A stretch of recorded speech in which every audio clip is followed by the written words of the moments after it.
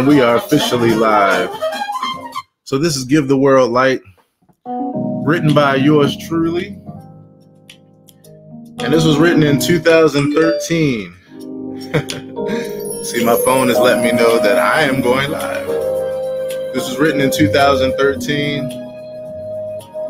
It's actually on the album A New Thought Jazz Christmas Volume 1. You can see this. You have a gift for the world. Bright as the smile of every boy and girl. And for this gift, you don't have to go far. It dwells right with you where you are. And as you give this gift away, you let it all go, but you notice it stays. Then you see more and more gifts around, and you realize you can never run out. So give the world light from within. Give the world peace that has no end. Give the world love from your heart. It's your expression, this is who you are. Give the world light from within. Give the world peace that has no end. Give the gift of love from your heart. Give the gift of life. Unwrap the gift that shines so bright to help others through the darkness of night. Become the change you wish to see, and you will benefit humanity. Then you will reap as you sow. One thing you'll learn, two things you'll know, that to give is to receive. As you give yourself to all who are in need. So give the world light. So give the world light from within. Give the world peace that has no end.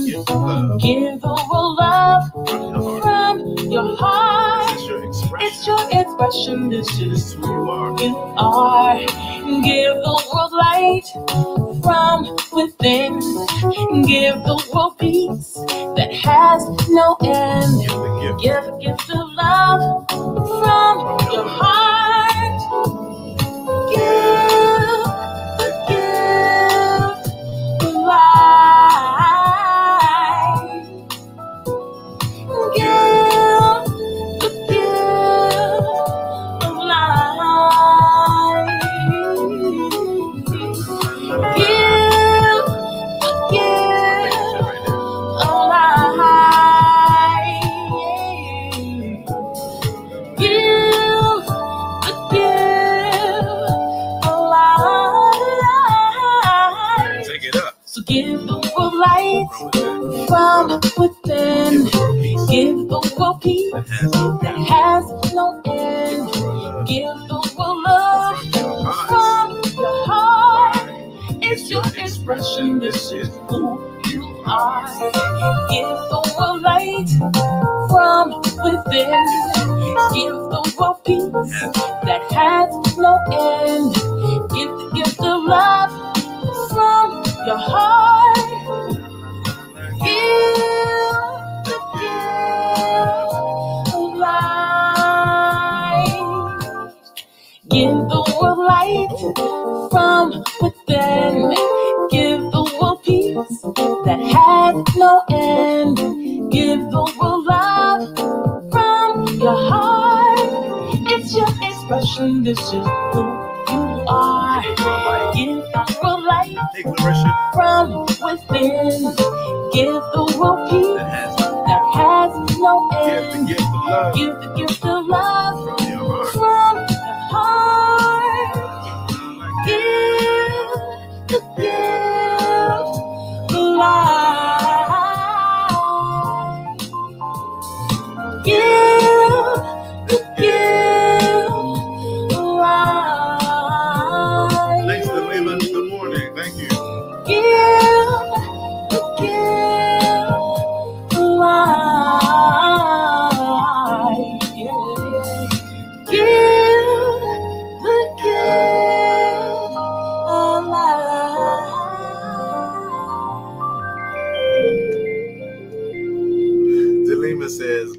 morning. Love the song. Delima, I really, really appreciate you on that tip because you were right there around me, right there in my life when I wrote this song. 2013 is when I wrote that song, Give the World Light. So it means so much because I think you remember the beginning days of this. I released this. In fact, let me go back and show the album cover. I released this in 2013. I released this in 2013, and this was a part of a project that I did that was called the New Thought Jazz Christmas Volume 1. And you remember Delima, because that was when we were at OGOT, and when I released this album, it was the New Thought Jazz Volume 1. Memories, memories, memories. That's one of my favorite songs. For those that's just tuning in, hello, hello, hello to you and you and you and you too. Drop me a line. Delima says, I miss those days. I do too, Delima. And so we had so many good times. And as we continue on making good memories, good people, I want to say hello to my people on FB and over next door on YT, and also my family that's hanging out with me on this beautiful thing that we call Clubhouse. So I know y'all been hearing me talk about this Clubhouse thing every day, and you will hear me continue to talk about it every day. And the reason why is because Clubhouse, to me, it takes the world and it takes the concept of the 6 degrees of separation, and it just removes it. It removes it. For those that don't know, Clubhouse, let me show you the actual avatar so you can see it, or the app icon is right there. That right, oh, I hit it again. Hello T, what's happening, family?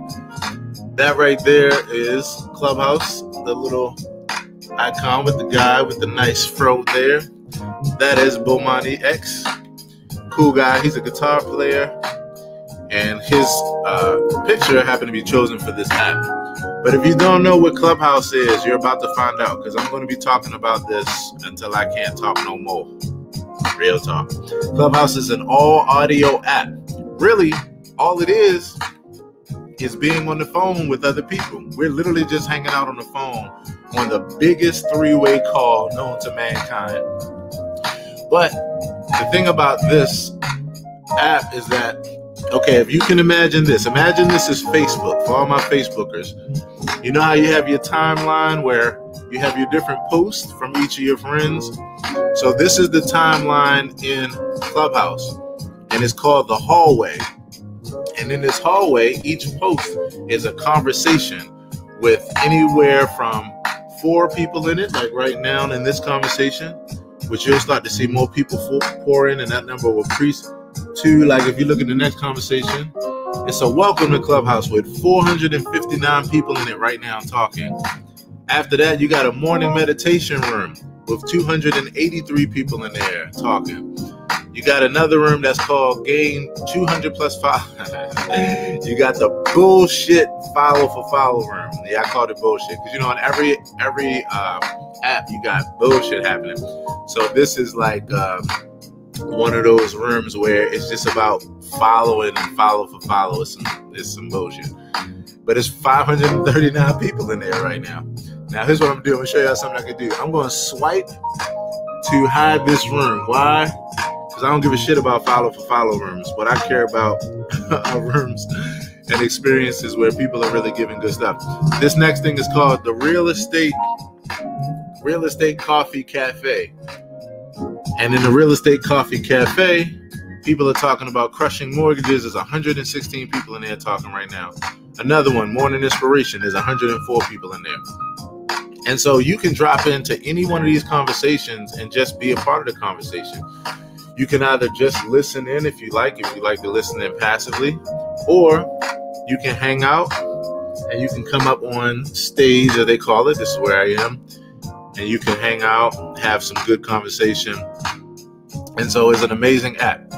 When I tell you this app is changing people's lives overnight, I'm not just saying that. Overnight, because you get a chance to meet your tribe. You get a chance to meet people that you have always wanted to connect with from a networking and business standpoint, from a personal relation standpoint, sharing information, like you name it.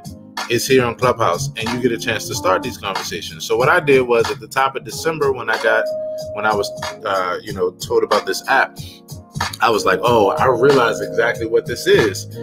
There's no video, there's no text, there are no pictures. I mean, the only picture you have is just your avatar picture, and that's just for your profile. And then here you have your bio, as they call it. And this just tells about yourself. You write whatever you want about yourself. And then at the bottom, there's a link. Now, mine is pretty long. It could be short, long, whatever. At the bottom there's a link to go. Let me turn down my screen. So that way you can see it. There's a link down there to go to Instagram if you have Instagram, or Twitter. And so it links out. And the beautiful part about this app is, like, right now, and I just went to Instagram, but I'm still live within this app, and the people are still hanging out with me. And they can also go to my Instagram too, which I recommend them do, because I just put up a post yesterday.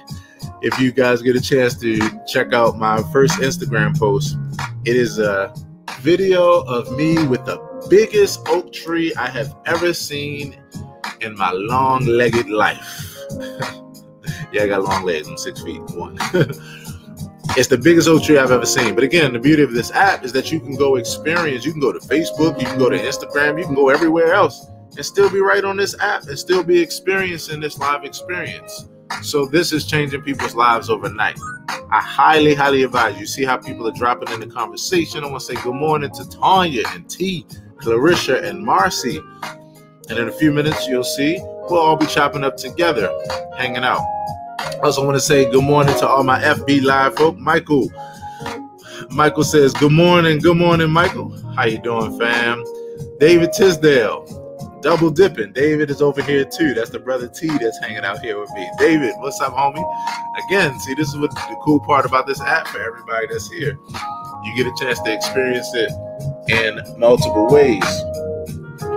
And so I want to say hello to Cherie. Cherie says, hey, Aaron, I remember you recording me back in the day, way before OGOT. You're still awesome to me, my brother. And I shout you out every chance I get. Cherie, that means the world to me. Thank you so much. And yes, what Cherie is talking about is that, Cherie, believe it or not, I'm proud to say this. Cherie, believe it or not, you were my very, very first client. You were my very first recording client. You were my very first recording project where I was embarking upon my journey as a producer, starting to serve clients. And it was before Fruition Music. And for those that don't know what Fruition Music is, don't worry. If you don't know, you're about to know. Just if you're on Clubhouse, look at the first line that's in my bio. It says owner of Fruition Music. If you just, while we're talking, just go to Google, just type in Fruition Music. I would just want you to see the track record and see what I've been doing. And also, when we get to talking, I want to know what you think. What do you think about what you see? But yes, Cherie, you were my very first project. I worked with Cherie in 2006, everybody. And we did a Christmas project. Cherie is a vocalist. And so I was referred to her by my good friend Paulette Lucas, who I later met at OGOT, who I would later be with at OGOT, working with in music and music ministry and that kind of thing. And so we did this, I think it was maybe four or five song project. And yeah, it was amazing. It was my very, very first. You were my very first client, Cherie, when it came to producing a project. Memories. Sherry Thompson says, morning. Wow, beautiful song. I just popped on to say hi and say thanks for the shout out yesterday because Sherry was joining us on Clubhouse as well. Thank you so much for joining yesterday. Kalima says, I miss those days. Yeah, we really do. Thank you for the song shout out. Yes. And so here we are. We are here. We're hanging out in Clubhouse together. And so if you're in Clubhouse and you like to ping in a friend, and for those that are on Facebook, what that means is, again, just hollering at your friends saying, hey, I think you would enjoy this conversation. By all means, you can do so as we get this experience started. Today is Thursday, February 4th. And I'm telling you, the thing about this year is that it is moving already. Can y'all believe it? We have already moved through January. We are into February, the month of love, the month of Black history, and all that kind of good stuff. And today I'm excited about finding out what's going to be the Black History Month fact for the day that we will get when we enter our segment with Sherry around the 9 o'clock hour. Or as they would say on the Ricky Smiley Show, the 9 o'clock hour. And so I'm excited about today. I'm always excited when I can stand in accountability with my peoples. That's what this started on as December 3rd, and we have been here ever since. So the way I want to start this experience off, first of all, by all means, if you would like to come up to the stage so that we could say, hey, you know what to do. You can just raise your hand and we can hang out for a few. Say good morning to each other. Stand in accountability with each other. Thank you so much, Tanya, for raising your hand. And also, if you don't and you desire just to hang out and listen in on this conversation, by all means, that's what this is for. This app can be used in different ways. And so before we get started, I want to read from my Ponderings book. I have several books that are on this little app right here called Medium. Medium is an app for writers. And when I say writers, I don't mean like professional writers or, you can be a professional writer, but it's just for anybody that has writings that they want to store. So I'm going to show you some of the writings I have here. These are books that I'm writing right now. I think you might find them fascinating. All you got to do is download Medium. It's free, or you can go to medium.com if you're on a desktop and just type in Aaron Hill TV. Type in at Aaron Hill TV. That's my at, Aaron Hill TV. When you go there, I got several books that I'm writing. Quotes, number 2. Quotes, number 1. Ponderings. Jesus was a pretty cool guy. Can't wait for you to check that out. Favorite quotes, a word a day. Religion/spirituality, poetry, self-care journey, social media etiquette, shenanigans, which is my book where I talk about all the silly things that I go through day to day. And I stole my post there. And then last but not least, Ponderings, which is what I'm going to read from today. So in my Ponderings book, this is just some extensive thoughts on life. So I'm going to read a couple. I'm going to read a couple to you. It's not what you have. It's how you use it. It's always going to be that, family. To a good degree, many of us are working with the same tools and resources. Some of us are just being more intentional and productive than others. My goal is to help everyone to reach the highest level of productivity and intentionality as possible, to mold and shape our lives into monumental historical legacies. Here's another one for you. If you are real as fuck with your kids and don't make anything taboo, they will excitedly and willingly share everything with you, which is the way any parent would really want it. That's the relationship I have with my daughter. My daughter is like, Dad, I love sharing things with you. She doesn't mind sharing personal business with me or anything because she's like, the thing about you is that you never judge me. You always come with love. You always come with respect. And she's 13. She's been saying this since she was 11. So I take that, I take pride in that, and I wear that badge proudly of being the non-judgmental dad. And so If you're real, then they'll be able to share with you because they will feel safe. This inevitably leads to deep, trusting relationships and the healthiest and maturest of conversations without any fear of judgment.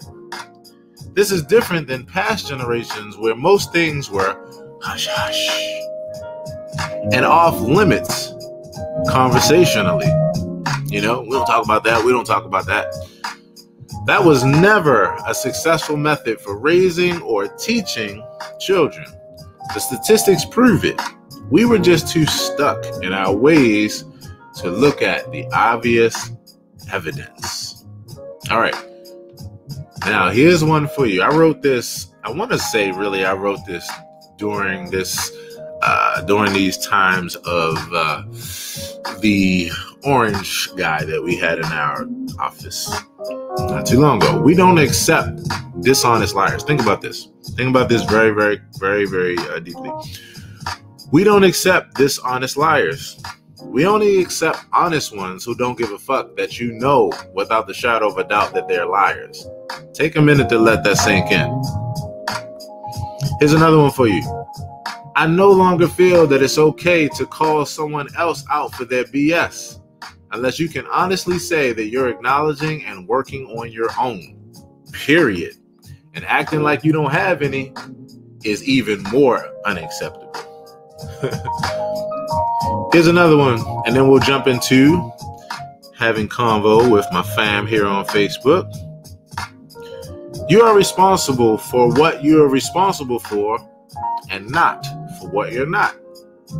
Understand the difference between your part in an equation versus the extra weight or baggage that you've decided to add to your load as well. In your deep, sincere desire to care and help a situation, you may be taking on more than you need to. Again, you're not responsible for what you're not responsible for. Just be open, seeking, listening, and honest with yourself in order to clearly recognize the difference between what you should own and what you should not own. Finding that balance leads to a clarity that will really help to fix or mend a situation. And at the very least, or most, it'll greatly assist you in making peace with the situation. And so on that tip, I want to invite my good friend, Tanya Franklin, to the stage so we can say, hey, and anybody else, if you'd like to come to the stage, by all means, and by all means, you can ping a friend in who you think would like to engage as well. Good morning, Tanya. How are you this morning? Good morning. I'm doing great. Thank you. Yes. I know that it is 5:19 where you are in your part of the world, so I say congratulations first for even being up this early. I'm a morning person. So. Get stuff done in the morning, that's for sure. So. I love that, Tanya. I've always been a morning person as well.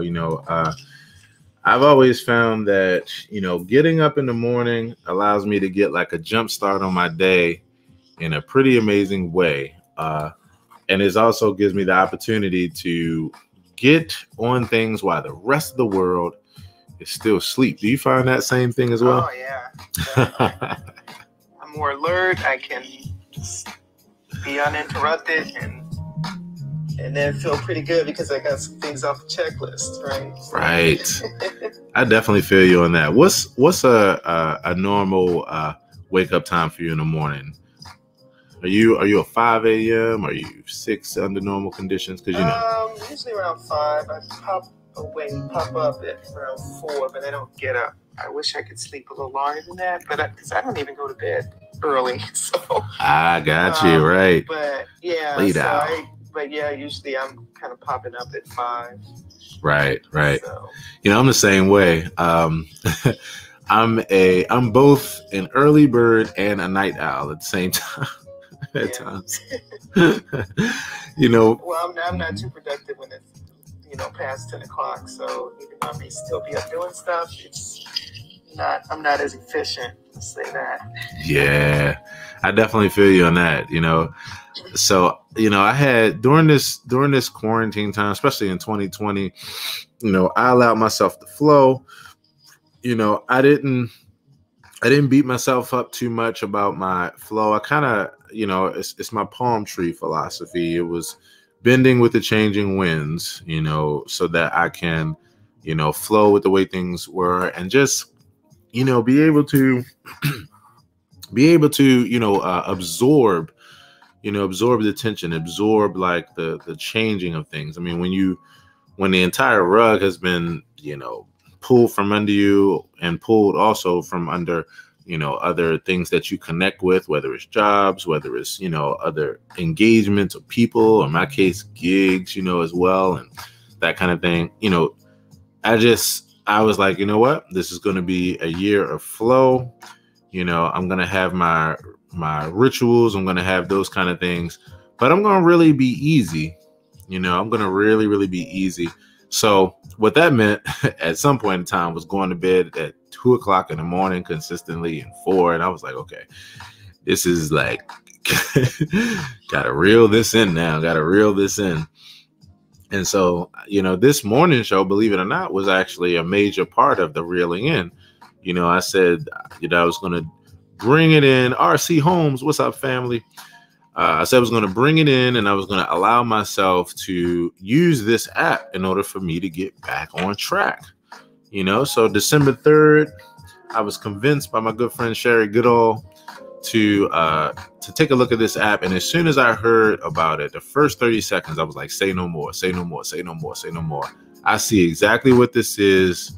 This is that middle ground of passive consumption, as well as get out of your headness for many people, because you don't have to be on camera. You know, you can just flow. You know, you can still be in the bed, still getting yourself together, you know, blah, blah, blah, or at work and these kind of things. So I jumped on, and the rest is history, you know, and the rest will be history. But I use this to say, you know what, I want to get myself back up in the morning. So I was like, I'm going to set a 7:30 time for accountability. And the title at first was just, hi, you know, good morning. Hi, good morning. I'm your 7:30 a.m. Eastern Standard Time accountability partner. And then, yeah, from there, people jumped in, and then boom, here we go. But yeah, I've gotten my schedule back in order. I'm excited about it, and I've created an amazing new venture, you know, in the midst of it. Yes, it's a great community, definitely. Accountability is and encouragement, you know, is definitely here. So I wanted to share, if you don't mind, yes, all means, testimonial on the accountability. So, you know, I jumped in 2 days ago. That was my first time jumping in, and we had some just wonderful discussions about just getting out of our head. And so, yeah, I started, ever since that day, I started engaging more on Instagram and just posting short videos of my workflow. So that's keeping me accountable. Like, I want to just keep it going every day, because every day I'm doing something, right? So, but that keeps me motivated to keep producing. So, so thank you for this group. It's awesome.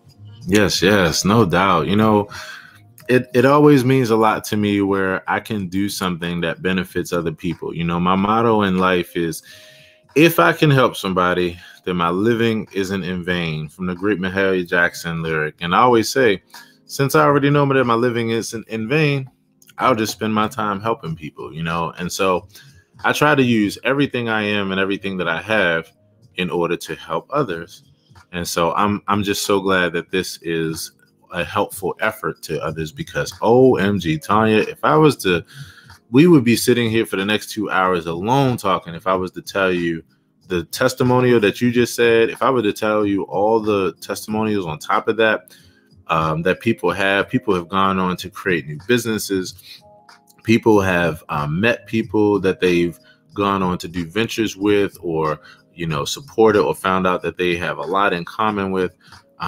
You know, people have gone on to start their own rooms and realize the things that they desire to do. Like, it's been nothing but testimony on top of testimony on top of testimonial. And one of my good friends here in this experience, Eric Harrison, he's always like, man, now he just calls me Proud Papa. He just like, man, you ought to be a proud papa, because look at the way you brought us together. I mean, I've had something to do with like Martin Luther King events that I didn't even know like I had anything to do with. But if it weren't for me having this room, the people wouldn't have met each other in order to go on and do these things. So I'm just grateful. You know, I'm really grateful. And I was saying yesterday that for me, it's kind of like how it is when I'm sitting at the piano performing. It's like, even though I may be a major conduit of these testimonials, I'm like just as much of a, you know, someone who's like in the audience, so to speak, or someone who is just taking it in, you know, because that's how I experience things. You know, there have been people who come back and been like, oh my goodness, I did it. And I'm like, wow, that's amazing. How long you been doing it? And they're like, I wasn't doing this until we talked the other day. And I'm like, oh, that's right. Because I'm not, you know, trying to get any kind of accolades or anything. I just really am addicted to helping people, to giving compliments and making people feel good, you know? So. Yeah, you got to do a show and just sharing all that, because that would really be great to hear some of these stories in detail. Or maybe have people join or something and share it.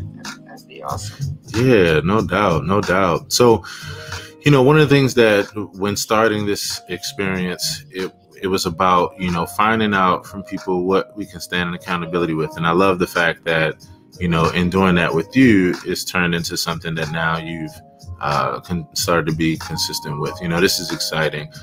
You know, you and I relate on music, we relate on production and these kind of things. And it's our therapy, you know, it's our voice.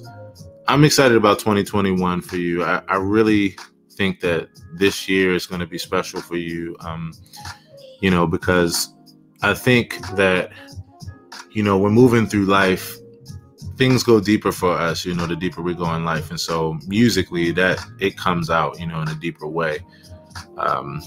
When you think about that, you know, how do you feel, you know, as it relates to your music, as it relates to expression? Like, I guess I want to ask, like, what's on your heart for 2021 when it comes to expressing yourself through your music? Meaning, like, is it similar to when we connected before? You know, do you have a new direction? Yeah. No, I think it's the same, but I think the difference is to, like I said earlier, just get out of my head, right, and share it. So that's the piece that was missing between, you know, a few years back when we were talking to now, is I'm less afraid of just sharing it, because, you know, just being me is enough. You know what I'm saying? And growing. That's powerful. Being me is enough. We all are growing every day. Right. Well, you know, should be, I guess. But, but you know, but yeah, I mean, as we grow, things evolve, the music will change, the expression will be different, you know, based on what we're going through, what I'm going through, and what I have to share. So it is exciting. So I'm not aiming for perfection. I'm just aiming to share my heart and help, kind of like you know, to help others where I can. And yes. Music is a vehicle to do that. And I'm happy to share that. So whether that's helping someone, you know, with songwriting or, you know, production, or just playing. Right. That's what I want to do. So I think I told you guys the other day, my keyboard, I ordered a keyboard, so it came. Oh, nice. Yeah, it's just a little, like a controller. So I got my computer, and I'm going to do what you do, which is, you know, just play from the heart. Yeah. Put the record button on and let it flow. Push it out. I love it, Tanya. My definition of perfection is progress and process. To me, that's as good as it gets to me. And that's a lot to be happy about, you know.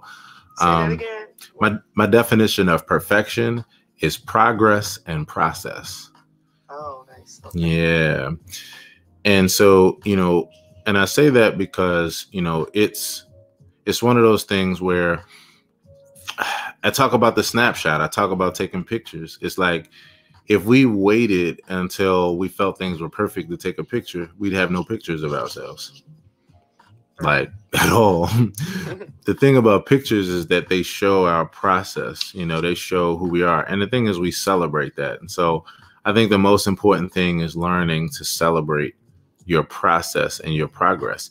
I look at the different chapters of my musical life, and I'm so glad I did not just dwell. I'm so glad I let it flow. I'm so glad I let my birds, as I say, I let my birds fly, because that's time I don't get back. And I've touched people, that are like, oh my goodness, you have no idea how much that meant to me. So I will definitely continue to stay in affirmation with you on that.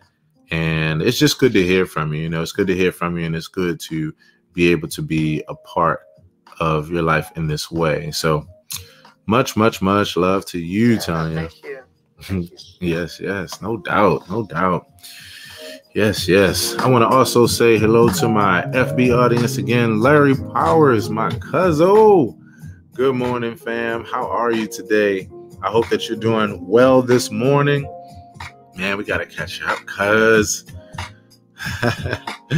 Yes.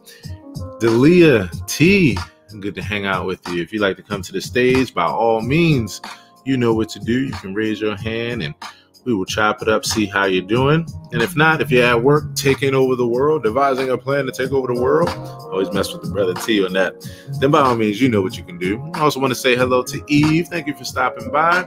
And I hope that you enjoyed this morning show. I'm going to actually read a couple more of these ponderings, and then I'm going to jump into the self-care topic of the day, self-care tip of the day, self-care segment. All right, so here's another one. This is another one. Watch this. So I never thought about it before, but I'm starting to feel that saying having the balls to do something is an interestingly unintentional downplay to female strength and genitalia. If not, please explain to me how the hell not. That's one for you. Good morning, David. Good morning, everybody. My gift has always been that I'm naturally a safe space for the vulnerable. We used to live in a world where, to some degree, the only way you prospered was to hoard information, not to share your knowledge or valuable info or share your success secrets. I'm glad we no longer live in that world, because now it matches my freely giving personality. I happen to be one of those people who was brought up by a school teacher, 36-year school teacher, my beautiful mom.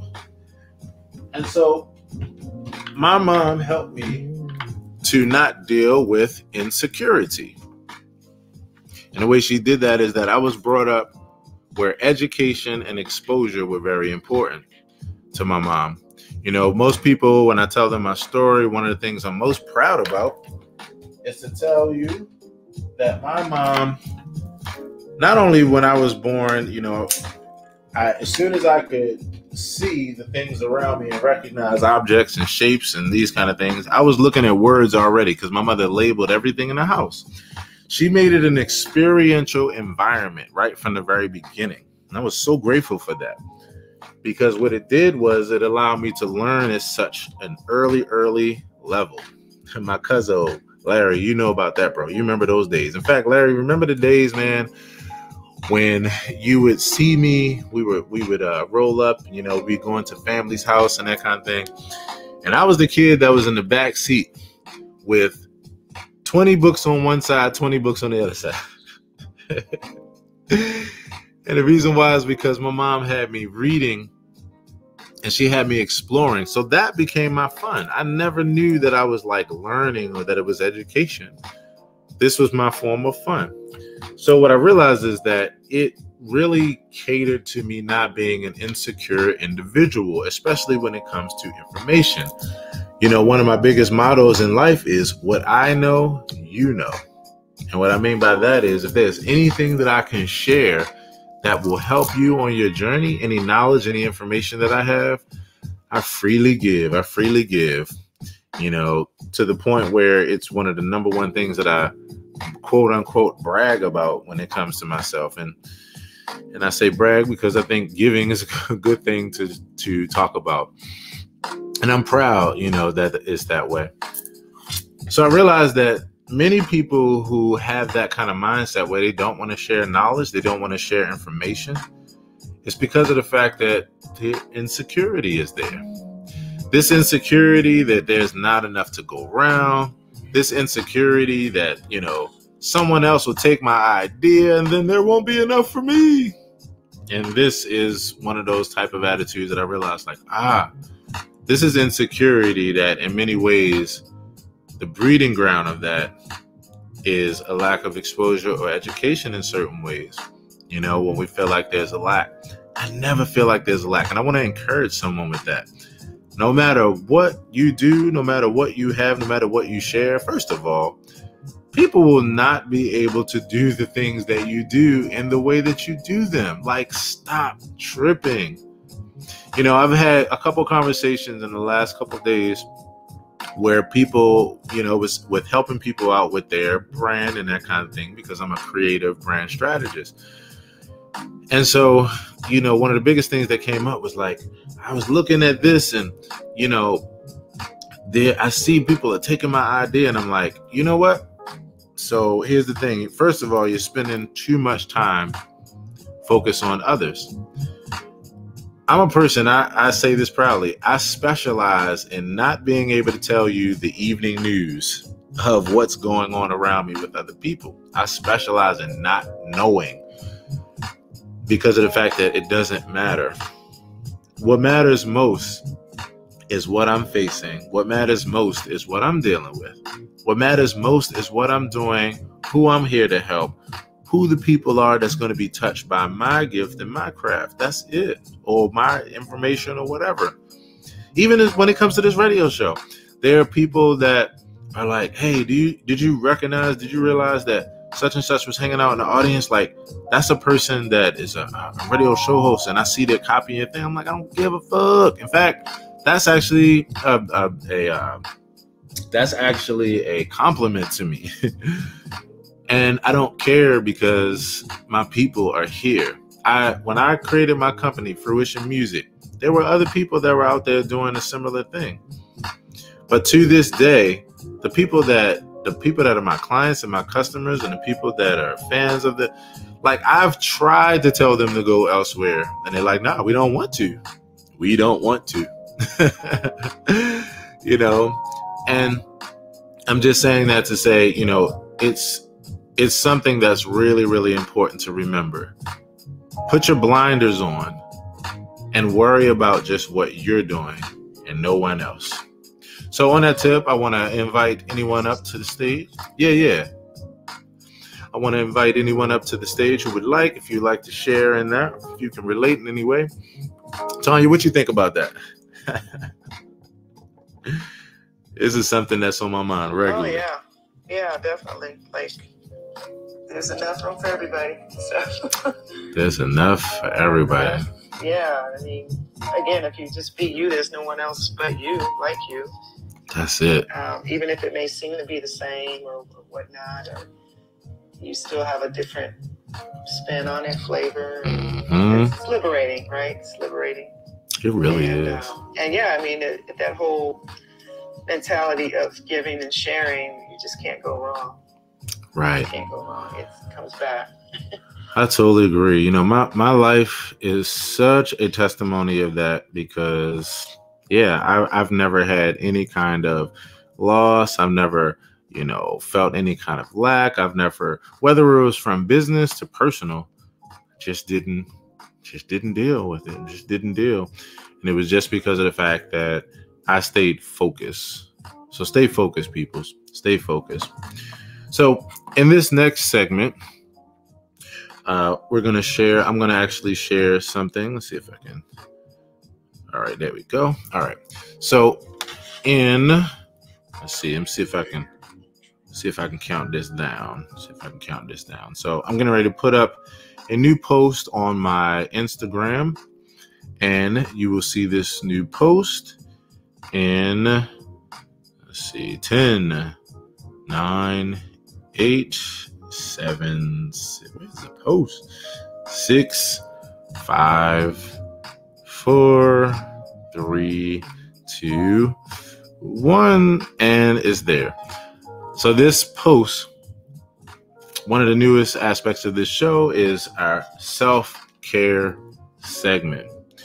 So I've been on a self-care journey, well, in a number of ways for some years, but specifically in these last couple of years, specifically in this case, 2019, I started a journey that is called the 10% Happier Self-Care Journey. And this particular journey has to do with mindfulness and meditation and all things related. So I came to this journey with dealing with some different things in life that we all deal with, where you need to apply another level of mindfulness, another level of self-care. And so 10% Happier is an app that you can download. I highly advise you to check it out because it's an app that really helps with settling yourself. It really helps with mindfulness and meditation. And so I started a journey, and as always, like I just talked about, I always pay everything forward. So I started doing lessons out of this and sharing. So right now what I'm going to do is I'm going to share with you self-care journey lesson for the day. In order for you to follow along, all you got to do is just click on my Instagram profile and you'll actually see what I'm reading here. This is Interoception. Have you ever heard of the word interoception? Interoception is now one of my new favorite words. Let's talk about it. Interoception and meditation. Interoception is a sense that provides information about the internal condition of our body, how our body is feeling on the inside. Interoception allows us to experience many body sensations, such as a growling stomach, dry mouth, tense muscles, or racing heart. Now it goes deeper than that. Interoception is contemporarily defined as the sense of the internal state of the body. This can be both conscious and non-conscious.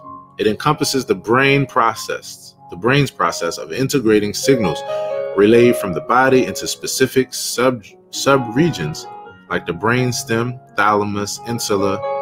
I always have trouble. I got to go back and see how you pronounce this. Somatosensory. I think that's how you pronounce it. Somatosensory and anterior cingulate cortex, allowing for a nuanced representation of the physiological state of the body. This is important for maintaining homeostatic conditions in the body and potentially aiding in self-awareness. One way to look at this, let me just pause for a second. So interoception is being able to check in with your body and being aware in that way. You know, there are a number of things. I was talking to someone yesterday. In fact, yesterday when we did our Wednesday Hot Seat Creative Brands Strategy session, we do it here on Clubhouse every Wednesday, 3 p.m. Myself and Sherry Goodall, we help people with their brand, rebranding. We help them with questions that they may have with our experience. One of the questions that came up was a person that said, you know, they had a brand that was really doing well, but they were at a crossroads because of the fact that their audience now desired them to continue with what they were doing, but they were feeling like going in a different direction, providing another level of service in the same field. So I understand that crossroads because I dealt with that as soon as I started my company, Fruition Music. You know, after the first 6 months, first year, I was like, yeah, it's time for me to take this to another level. And I knew that I needed to switch over. I knew that some people weren't going to be happy about that. So in trying to figure out what to do, I led to the thing that was most important, my happiness and being able to service people in the way that made me happy. When I made that decision, I went from 0 to 6 figures in the next 4 years. So when this question came up, and my very first point of advice was, when you think about this decision and you think about these options and scenarios, notice how your body feels. When you're thinking about this option of what your audience wants you to do and what you've been providing them with and what you're trying to consider if you should continue, when you think about that, how does it feel? In the words of D'Angelo, how does it feel in your body? And she paused, because most people don't say things like that. But I was like, you need to pay attention to how it feels in your body, because if it gives you tension, that's a signal. That is a signal. And so that's interoception. This is one of the forms of interoception. And it really helped her to make that decision. She realized that, this actually won't work for me because it doesn't feel good to me. So one way to work with this is a concept called feel in, feel out, and feel rest. When you locate a feeling or emotion internally and its correlating manifestations in the body, label it as feel in. When you notice this same thing outside of your body, you want to label it as feel out. And when you notice that you are at rest and that you're at peace with it, you want to label it as feel rest. Feel in, feel out, feel rest. Feel in, feel out, feel rest. Noting and labeling our emotions decreases our stress response and is a form of emotional regulation visible in the brain. Here's another practice. Instead of saying I am blank, I am angry, I am frustrated, I am happy, say I feel blank. This helps to disassociate oneself or not identify as the emotion itself. Then follow this statement with identifying if and where it manifests in the body. Now, the reason why I mention this with not only states that we don't want to feel, like anger or sadness or frustration, but I also mentioned it with things like happiness and overwhelming joy, is because I came to this conclusion a couple years ago, which is proven to be true now, that you should not let negative things as well as positive things take you from your center of peace. Yes, I said it. Most people don't talk about this. In our spiritual paths and our different traditions and our mindset paths, we can easily talk about those negative things and not letting those get to us. We don't think about the positive because it doesn't seem like that can be an issue there. But what I found after a little dream that I had was that it's something you want to pay attention to, because what will happen is if you even let overwhelmingly exciting things, if you don't manage that, it'll take you from your place of peace. And then what you'll do is wind up putting all your stock, all your investment in those things continuing to be what they are. The only consistency in life is change. So to be able to celebrate, to be able to be happy and do all those things while at the same time not allowing it to pull you from your place of peace in the same way like you do with negative things, is very, very important. I just happen to have this ability naturally. I'm just people would always say like you get excited. I mean, you all can see when I'm excited, but at the same time, many times I'm very even keel about things, and I'm excited. I'm happy. It's just that I'm at that place of even balance. And what I've noticed is that overall, it keeps me in that place. I watch so many people day to day who, when the overwhelmingly exciting things about life change, they go like this, straight down. And you know what it's like? And a lot of us can relate to this. It's like when you have sugar in your body, and when you're antsy, you're excited, you're anxious, and then all of a sudden, when you have that sugar crash, I'm just saying, it's the same thing.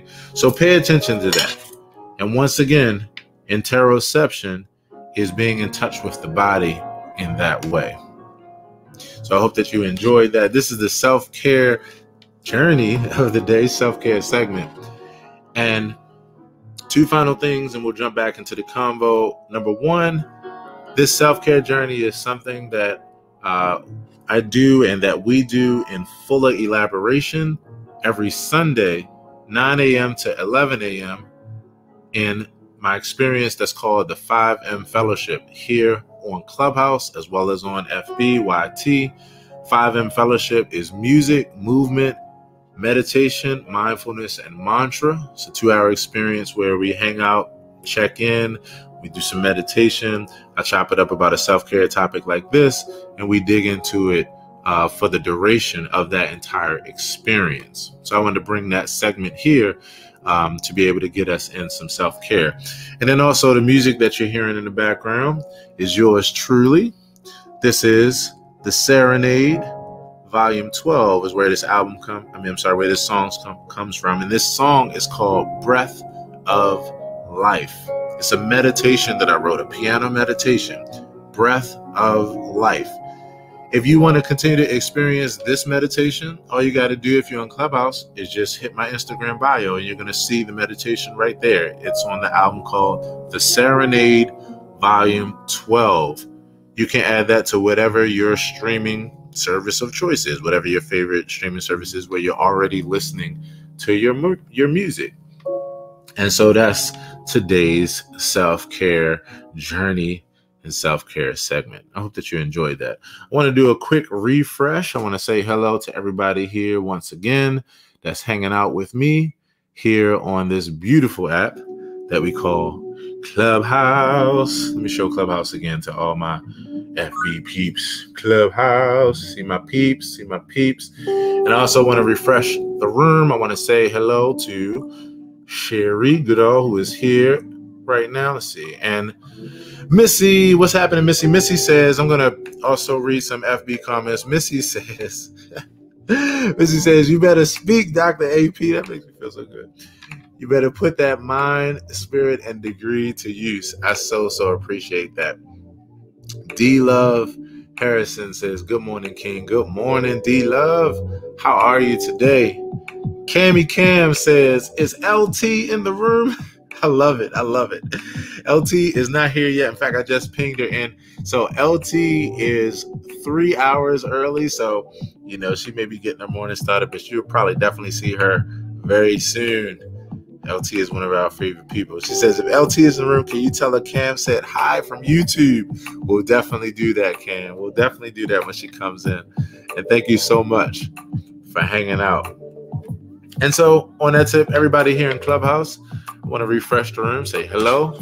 You know how it goes, the AP Morning Show. If you want to jump up to the stage so that we can say, hey, by all means, please do that. And we'll keep this conversation going. And if not, you want to hang in the back and just allow this to be your morning show, by all means. That is amazing and wonderful. And ping a few friends in who you think might enjoy this conversation. We'll keep this thing going. I'm going to say good morning to Delia. Good morning, Delia. How are you doing this morning? I'm good. I swore this thing would kick me out for the 80th time. You said you swore what? They active priority system on stage. It keeps kicking me out. Aww. I thought I'd just say hello before they kick me out again. Aww. This, I think this one of those things, Delia, where it's like so many people are using this app. We're like pouring into this thing. So we're pushing the servers and all kinds of crazy things that happen. People getting kicked out of rooms and everything. But you are definitely here with us now. So good morning. How are you feeling this morning? I'm good. I'm still on my self-care journey. I'm day 12 yoga, week 5 workout of the 6th week. So yeah. You said week. Wait a minute. Tell me. Take me back. Let me rewind that tape. Hold on. You said, all right, run that back. You said you are on a journey. Did you say a yoga journey? Yes. 30 days of yoga with Adrienne. She's really popular on YouTube. Nice. I'm on day 12. Nice. Let's talk about it. So 30 days of yoga. Every day that I'm not doing Your phone is breaking up. Butt workout, which is like. Say that one more time. Sorry, your phone is breaking up a little bit. Buffy the Body type situation on. I feel you on that. I'm trying to get it sounds like you must be in a bad location. I do need a phone because I've had this phone since somebody clowned me in the club, and I was like, oh, you really think that I feel bad that I don't feel like buying a new phone? Like, you really thought that? I was like, man, how old are you, dude? And also my baby cousin tried it. And that happened. I don't know. That happened like spring last year. Delia, it sounds like you're in a bad location because your phone continues to break up. I can hear you, but it keeps breaking up. So what it sounded like you said was that someone was joking you about your phone and that they said you should get a new one, and you were looking at them like, why do I need a new phone? I'm fine the way, with what I got. And I feel you on that because, to be honest, even this iPhone that I have in my hand, it's like for the longest time, I didn't have an iPhone. And I'm not one of those kind of people that upgrades phones every year. Like if I have something that works, the shit works. So I definitely feel you on that. Tell me more about this yoga journey. Yoga with Adrian. What kind of is this? What kind of discipline of yoga is this? Is this traditional yoga? Is this Bikram yoga? Is this what kind of vibe is this? She labels them differently, but each day she kind of does it differently. I don't know what to expect. Love it. Just takes it. It's a good flow. Like my sister recommended it. Nice. So, she makes sure that the moves you do, you prepared for that next move with the move before that. And the day before that, you were preparing for the next day. I do it every other day. So I'm always a little fresh rather than doing it every day. Yeah. Because the other days I'm doing my the body thing. Right. Yeah, I kind of enter it a little bit more tight than she would. I love it. I love that. Now, when you say the Buffy, you really can't think of anything. I love that you're saying Buffy the Body. Right, that's what I was saying. She is the body. Like before Megan Thee Stallion, there was Buffy. There was Buffy the Body, right? Delia, this Buffy the Body thing that you're talking about. Don't know about her these days. Right. Now, this Buffy the Body thing that you're talking about, are you saying, I want to make sure I'm understanding you. Are you just saying that you are just working it out in the way that you desire and you're working on that kind of Buffy the Body thing? Or are you saying you're in a program that's like a Buffy the Body type of program? Delia, looks like we're losing you. So I'll tell you what, I'm going to come back to you, Delia. It sounds like your phone, you must be in a tough location. So I'm going to come back to you. But I'm curious about that. So keep that in mind. I want to know if you're saying you have your own regimen and you're just trying to get a Buffy the Body type of thing, or you're on a Buffy the Body type program, like an actual program. And so definitely keep that in mind because I want to find that out from you. Go ahead. It sounded like you were just dropping in. Let me try one more time, see if I can hear you clearly. All right, I'll tell you, I'll come back. So, got you. Yeah, Delia, it sounds like you're in a really, really bad area. So I'm gonna have to come back to you when we can hear you more clearly. Sherry, was that the same for you, or is it my phone? Could you hear Delia clearly, or was it breaking up? Well, there were times where you couldn't hear her. I could, but she was definitely going in and out. Gotcha. Okay, well, I'll tell you what. Hang on, Delia. I'm actually going to come back to you because I'm really curious with the answer to that question and digging into that a little bit more. So yeah, everybody, we are here once again, refreshing. Welcome to the AP Morning Show. We are hanging out here, accountability partners. You know how it goes. And so right now we're about to go into our segment with Sherry. And so this is where we chop it up with Sherry about a few things. Mondays, we chop it up about the Clubhouse Town Hall recap, updates and that kind of thing. Tuesdays, we did etiquette on Tuesdays. And yesterday, we do our creative brand strategy sessions here on Clubhouse. It's called the Hot Seat every Wednesday, 3 p.m. If you have anything that you're trying to figure out with your brand or your personal brand or your business, and you need help, we bring over 40 years of experience together to help you out. And we have formed a consultation company. And so what we do here on Clubhouse is do 15-minute power sessions. So that's every Wednesday, 3 p.m. Yesterday, we had a great time. We're going to talk a little bit about that. But yesterday, we also chopped it up about courage. And we chopped it up about the fear of success, which is a real thing. And if you didn't get a chance to see that, just go visit me on Facebook or YouTube, watch the video from yesterday for the AP morning show. And so, yeah, here we are again today. We got a few things to chop it up. So good morning, Sherry. Good morning. Good morning. Good morning. Good morning. And what's happening? What's happening? How you feeling this morning? I feel pretty good today. That's yeah, good. You know, I don't know, is that a Baltimore thing? Be like, Shotty? No. Because my friend in Atlanta, he's like, what's up, Shotty? Yeah. So it's definitely not a Baltimore thing. But yeah, I feel good today. I feel much better today. Today is a good day. Yes. It's getting better as the days go by. So yay. 100%. Yesterday was a pretty special day for you for a couple of reasons. And yesterday you did your first oil painting class, was it? Yeah, so it wasn't yesterday, it was actually Tuesday. But yes, it was so fabulous. Let's talk about it. Why was it fabulous? Okay. Tell me about it. It was fabulous because, listen, you guys, for $20 per class. Wow. I am sitting down with actually an expert, like a seasoned artist. And, I didn't do a whole lot in terms of painting, but he taught me a lot around color theory. So he taught me like the different terms or definitions that I need to know. There are 4 definitions that you need when you're studying paint, which are hue, value, intensity, and temperature. Hue, value, intensity, and temperature. Then, got it. Yes.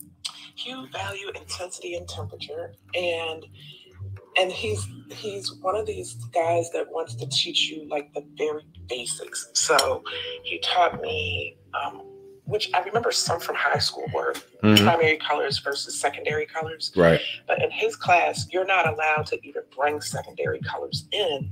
He wants you to learn how to make them. So what he did was he taught me how to blend colors to get a color that you want. Because the style of painting that we're going to be doing is realism, which are, the pictures of like real life scenarios, like outdoor, the forest and the trees and the ocean and all that kind of stuff. Right. So in order to get the shading correctly, you have to know how to blend the colors. Right. And the biggest thing that he taught me out of it was really understanding how to blend shades to get various shades of gray. Because when you look at a picture and you see the gray creates the depth of the picture, so that it looks like you're moving in or further away. Okay. And it's understanding how to blend colors that are within that section to get that depth into the picture. So that is my summary of Tuesday. So gray, you said gray is the color that's used to create depth. Yes. Did you realize that before going into it? I mean, before having that lesson? I didn't, but when he showed it to me, it became very obvious. As soon as he showed it to me, he was like, do you see the grays? And I was like, yeah. And he was like, what do you notice? And I said, well, when you're closer, like the grays in the back, like some shades look lighter in the center of the picture. So it looks like you're going into like an area. Right. Versus where some of the other ones you are looking at, it looks like it's closer and it's darker. So it was interesting. I enjoyed it. Okay, so you just said the magic words. It was interesting, and I enjoyed it because, of course, if you remember our conversation on, I guess Tuesday before you went, was it? Oh, before I went? Yeah, before, and you were like, "This is not going to be that. I mean, it's not going to be that interesting." But oh God, I forgot about that. Now I got to make you some curry chicken. Now, I tried to help you out. I tried to stop you mid sentence. I was like, what? It's going to be. You were like, okay, all right, we'll see. Yeah, you did. You did. You tried, and you was like, yeah, I'm gonna bet you $1. And I was like, nah, I'm gonna make you some curry chicken. Right. You up the ante, right? Really badass on my part. Yeah. Damn. It's all right. I don't mind. You know, the thing about art for me is, and what I like about what you're saying is perspective. Whether it's art, whether it's music, because I've had the same realizations in music where you're looking at something, you only see one layer, and then when someone shows you, you know, this deeper perspective, all of a sudden, I mean, it was there all along, but your eyes, your perspective, you just didn't see it. You know, you didn't see it. The thing about that for me is it's so deep because that's what life is in so many ways. You know, there's so many times where, you know, there are things that are right in front of us, but based on our present level of education and exposure and our perspective, you may see it, you may not, but it may be literally right there in front of your face, you know? So yeah, this sounds like a fun journey. I love art for that reason. Right. I mean, art is such an amazing expression of self and just an expression of you know, so many things, life, love, your energy in the moment that you're creating it. It's just like, it's a good release. Right. And part of why I decided to really take this class, which was completely on a whim, was because I remember how happy I was in art class in high school. I loved art class. It was just like, I wanted to spend my whole day in art class. I didn't want to go to any other classes except for English, because I liked my teacher and he taught us great things about writing. So I liked that too. But other than that, I could have cared less. Okay, wait. There was one more. I actually liked chemistry, believe it or not.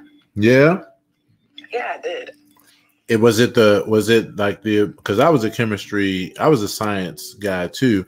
I think that's the geekiness. That's the geekiness. It was nothing more fun than doing experiments in science class. Exactly. Science class, chemistry, all that was fun. Like, I really, really liked doing, this is going to sound so terrible, but I loved what we did. The dissections, you know, like when you used to have to dissect like a fetal pig. Yeah. We did in high school, we did fetal pigs, we did cow hearts, and we did actually crossbreeding of insects. And that was interesting to me. So for a minute out of high school, I thought I wanted to go into like maybe genetics or the study of, you know, some science field, until I got to college and they told me I had to take all these other classes. Right. Little me, I was like, why do I have to take those? I just want to learn about this. Right. Let me tell you my two chemistry stories. So one is, like you said, I used to love science class because of experiments. I love those kind of experiential activities. Now, science class was fun for me. I had all good experiences except for one. OMG. And that was when I was in, I want to say the 7th grade. It was either 7th or 8th grade. And we were doing something with acid. And I can't remember what it was, but, you know, we were dealing with the clear acid, right? It was, and oh my goodness, I put my nose over that beaker and smelled that damn acid because it was clear. I didn't know, like it was clear. So it just looked like water. Oh my goodness. I've never experimented with acid. So what does that mean? What happened? It burned the shit out of my everything. Like oh my goodness. Oh, wow. Yeah. It just, because of the content, like, and then nothing got on me. It was just, you know, inhaling the vapor. Oh my gosh, burned the hell out of my nose. But other than that, I had good experiences. Here's my other funny chemistry story. So when I got to college, you know, my whole deal was that I wasn't going to go to college. I didn't even take my SAT in high school because of the fact that my goal was to go to trade school, which I wound up being able to go. And I talked about it the other day, just like holding the vision and like LT, we were talking about with LT, you know, be it before you see it. So I wound up going to engineering school, but before I got to that point, I started going to community college just so I could, you know, do something with my time and just continue to be productive until I figured out what I wanted to do. And so I was so anti-college because I knew it wasn't for me. I knew I was already living as a full-time musician. I already knew what field I was in. And all I wanted to do from there was just to put more time into that and do specialty classes. So as I was finding my way, I go to community college, but I'm trying my best to avoid going to a campus. So what I did was I started approaching schools and figuring out what schools had online classes. So I go to BCCC and they have an online class for to take as far as science, and it's chemistry 3. Now, chemistry. You were feeling real strong that day. Don't tell me you signed up. I signed up for chemistry 3. I didn't even have any prerequisites. I didn't have chemistry 1. I didn't have bio. I didn't have any of those other forms of classes. I signed up for chemistry 3 because I did not want to go to camp, because of the fact that it allowed me to do it online. That's how adamant I was about living the type of life I wanted to live, Sherry. So I passed it. That's the funny part. I passed it. Yeah, I passed. Now, I passed it with a C, right? I passed it with a C, so it was average. But I was just happy that I passed the class because I didn't want to go to school. So I jumped into fucking chemistry 3 just to take online classes because I wanted to live the life of my dreams. So what it allowed me to do was still, you know, pursue my music and still do those kind of things. But I was that adamant about not being on a campus and not going to physical class, Sherry. Like, oh my God. So wait, I don't know. Maybe we can come back to this discussion, but I really want to know, how did your mom, like, what was her feelings around you not wanting to go to college? Because she's a school teacher. Yeah. So, you know, how does she feel about that? Well, you know, it's good. And we only have to come back to it. We could talk about it now. You know, my mom, believe it or not, I never got any flack from my mom. Never. Like, we didn't have one conversation about her being like, you got to go. It was never that. It was acceptance, because I think as long as I was doing something with my life, it was all right. Now, the other thing too, that I don't think I've ever told you, and for the people that's here, you know, I happened to graduate school in 11th grade. My mother actually was the cause of that. I was sitting at the table one day and she was asking me how things were going. I was like, it's cool. And I was like, next year I only have 2 classes in 12th grade. She was like, well, why don't you see if you could take them this year? I said, Ma, they won't let me do that. Like, that doesn't make sense. She's like, well, just ask. It won't hurt. I asked and they were like, well, I mean, if you could, if you got the space in your schedule. So I was literally taking English 11 and 12 at the same time, like where the stuff I needed for 12, I was learning in 11 and going straight from there to English 12. And I did that for... So you were like a dual major, like what in college they would consider like a dual major or a dual degree. Sorry, dual degree. Yeah, except for like I needed one degree. I needed one degree to get the other. I didn't even have it. I was learning in the moment, but I still passed. Like I was that adamant. Like it just my personality. I'm always amazed by people like that. Like I have this little mentee that I just adore her. And right. I met her in her 9th grade of high school. Now she's grown with a child of her own, but she's currently in a master's and doctorate program at the same time. Yeah. Like, how does that happen? Like my master's actually wasn't difficult as I thought it would be, but that's also because of the timing of when I decided to go back to school. Yeah. But at the same time, I just don't even know how you would like have a normal life and manage all of that. Yeah.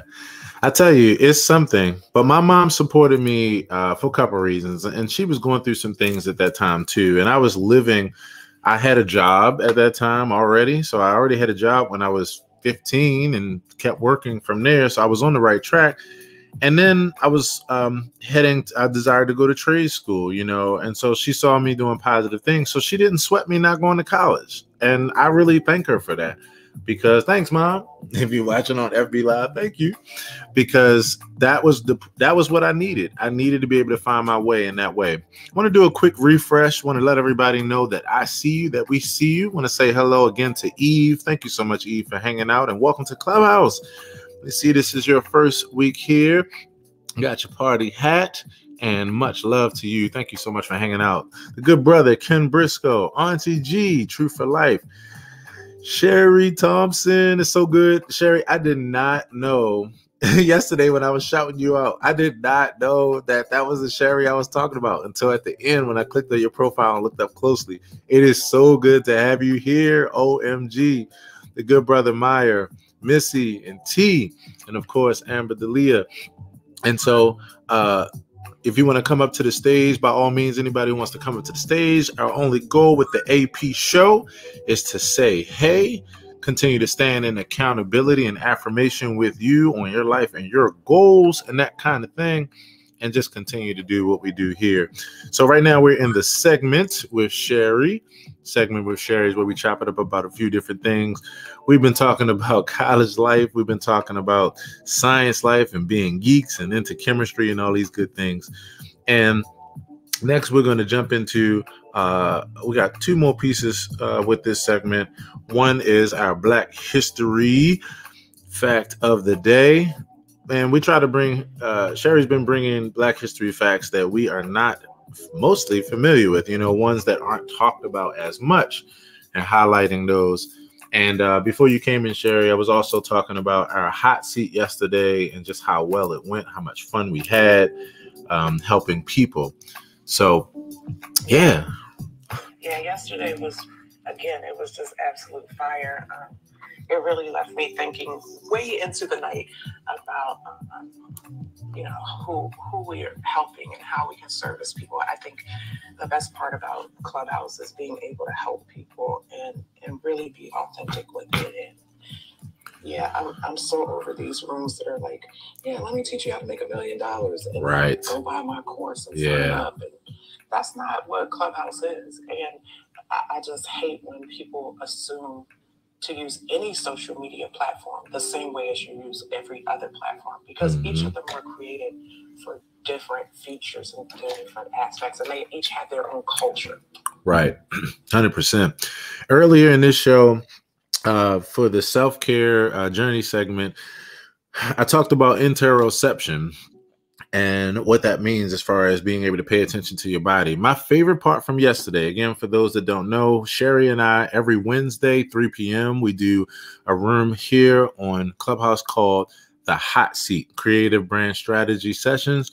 We bring 40 years of experience to this particular field to help you wherever you need help in your brand or in your business, whether you're stuck, whether you want to know things like, should you change your logo, or should you include your personal in your business, or what should you do to gain, you know, more attention? What kind of content should you do? Blah, blah, blah.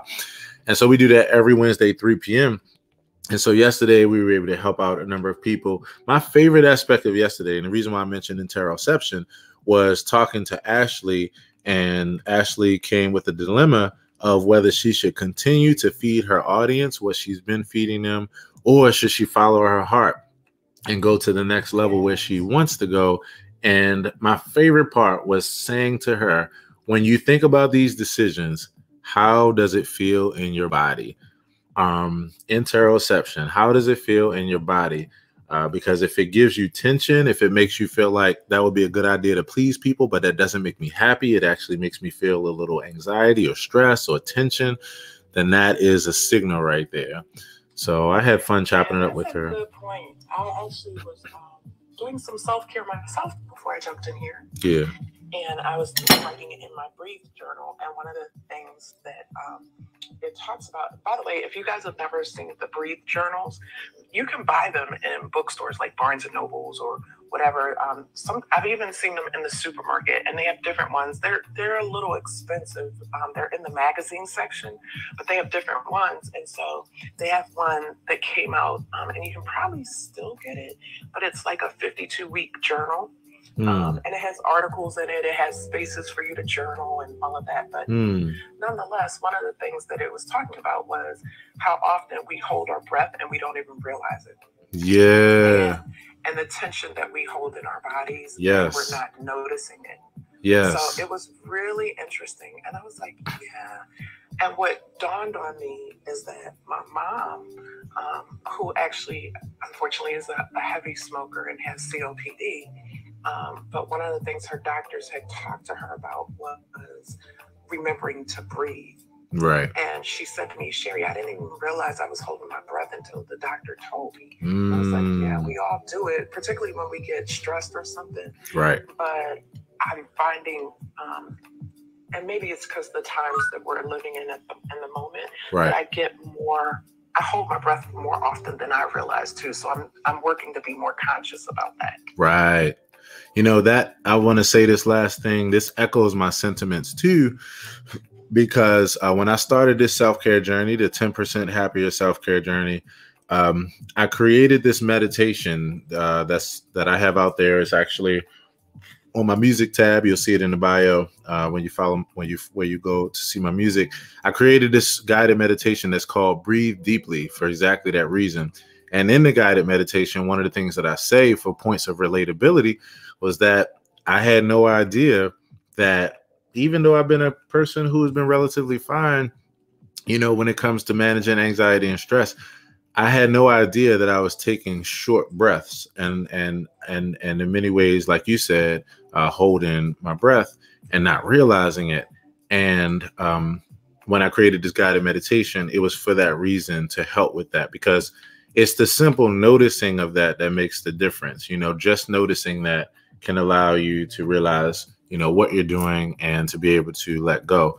So it is really important. And if you might want to see that again, just check out my Instagram bio there. You'll see in fact, I played it this morning for the self-care segment. It was the background music. It was my song called Breath of Life. And it's just for that meditative breathing kind of deal. So yeah, it's really important. Sherry, what you got today for us for our Black History Fact of the Day? Yes, I'm so excited. So I'm having fun finding these people. Right. I have Rebecca Lee Crumpler. She was born in 1831, died in 1895, and she is actually in 1864. And I'll just read this to you. In 1864, after years as a nurse, Rebecca Lee Crumpler became the first Black woman in the United States to receive a medical degree. Wow. And she earned that distinction at the New England Female Medical College in Boston, Massachusetts, where she also was the institution's only Black graduate. So if you go over to my Instagram stories, you'll see that there. See a picture of her, and also she's on the feed in my Instagram feed. And I got a comment from someone who said that they were really happy that I posted her, because she only sees her associated when people are talking about Black nurses. Most people don't know that she went on to actually become a doctor herself. Wow. See, this is what I love about learning new things. I mean, I've never even heard of her before, let alone known this fact. Wow, that's amazing. Rebecca, I'm looking at, so for everybody, again, if you look at Sherry's very first Instagram post, I'm looking at it right now. This is Rebecca Lee Crumpler. Wow. That's amazing. First Black to earn a medical degree. That's amazing. First Black woman, 1864. Wow. That's amazing. You learn something new every day. Yeah. Oh, and last thing, she actually wrote a book. It's called A Book of Medical Discourses in 2 parts, and it was published in 1883. Wow. And it addressed children and women's health. So it was written for mothers, nurses, and all who wanted to work with afflictions of the human race, as they described it. Wow, that's powerful. That's powerful. Beating with Sherry. What's going on today? What time? Where can we find you? And what could we expect today on your show, Beating with Sherry? So today, 11:30 a.m. Eastern Standard Time. Right. You can find me here on Clubhouse, Facebook, and YouTube. The links are in my bio on Instagram. And today, hey, Ken, if you're available and you want to jump in, feel free. But today I'm going to talk about the basics of funnels. A lot of people still have a lot of questions. What are they? How do they work? That sort of thing. So it's just kind of a general overview. I don't spend a whole lot of time on it today, but that's what we're doing. And shout out to Missy too. I've been seeing you in the audience, so thank you, Missy. Yeah. I tell you, we're bringing so much value here to each other. It is such a great thing. Such a great thing. Yeah. Missy, you want to say something? What's up, Missy? I love it. Hello. Good morning, everybody. Good morning, Hey, Sherry. Missy. I love me some Sherry. Oh, thank you, Missy. Yes. I love you back, girl. Yes, honey. Good morning, my beautiful Coco Canby and Maya and AP. Dr. AP. I receive. In the house. Thank you, Missy. And Missy's double dipping. She's got the FB live going on. She dropped me a line. She said, "You better speak, Dr. AP. You better put that mind, spirit, and degree to use." I love that. Thank you so much, Missy. And I want to do a quick reset as well. Say good morning to Etta Fly, Sherry again, Auntie G, True for Life, and T. If y'all want to come to the stage, by all means, you know what to do. You can raise your hand, and we could definitely hang out, chop it up. And if not, hanging out in the background, this is your background morning show while you get your day going. By all means, thank you as always for tuning in. Sherry, once again, this was an amazing segment. Can't wait to see you today on Beating with Sherry. Everybody, let's tune in 11:30 a.m. Eastern Standard Time here on Clubhouse, or as well on FB and YT in her Instagram bio. Much love, Sherry. Everybody, let's open up our microphones and let's affirm Sherry on an absolutely amazing day today on purpose. Have an amazing day, Sherry. Thanks, and all of you. Yes. Always good times. We are here. Everybody, let's open up our microphones. Say huge good morning to the good brother, Meyer Clarity. What's going on, Meyer? Good morning, family. Hey, good morning, everybody. Yes. Good morning. Good morning. Good morning, Meyer. Busy? Everyone in the audience? How's it going, brother?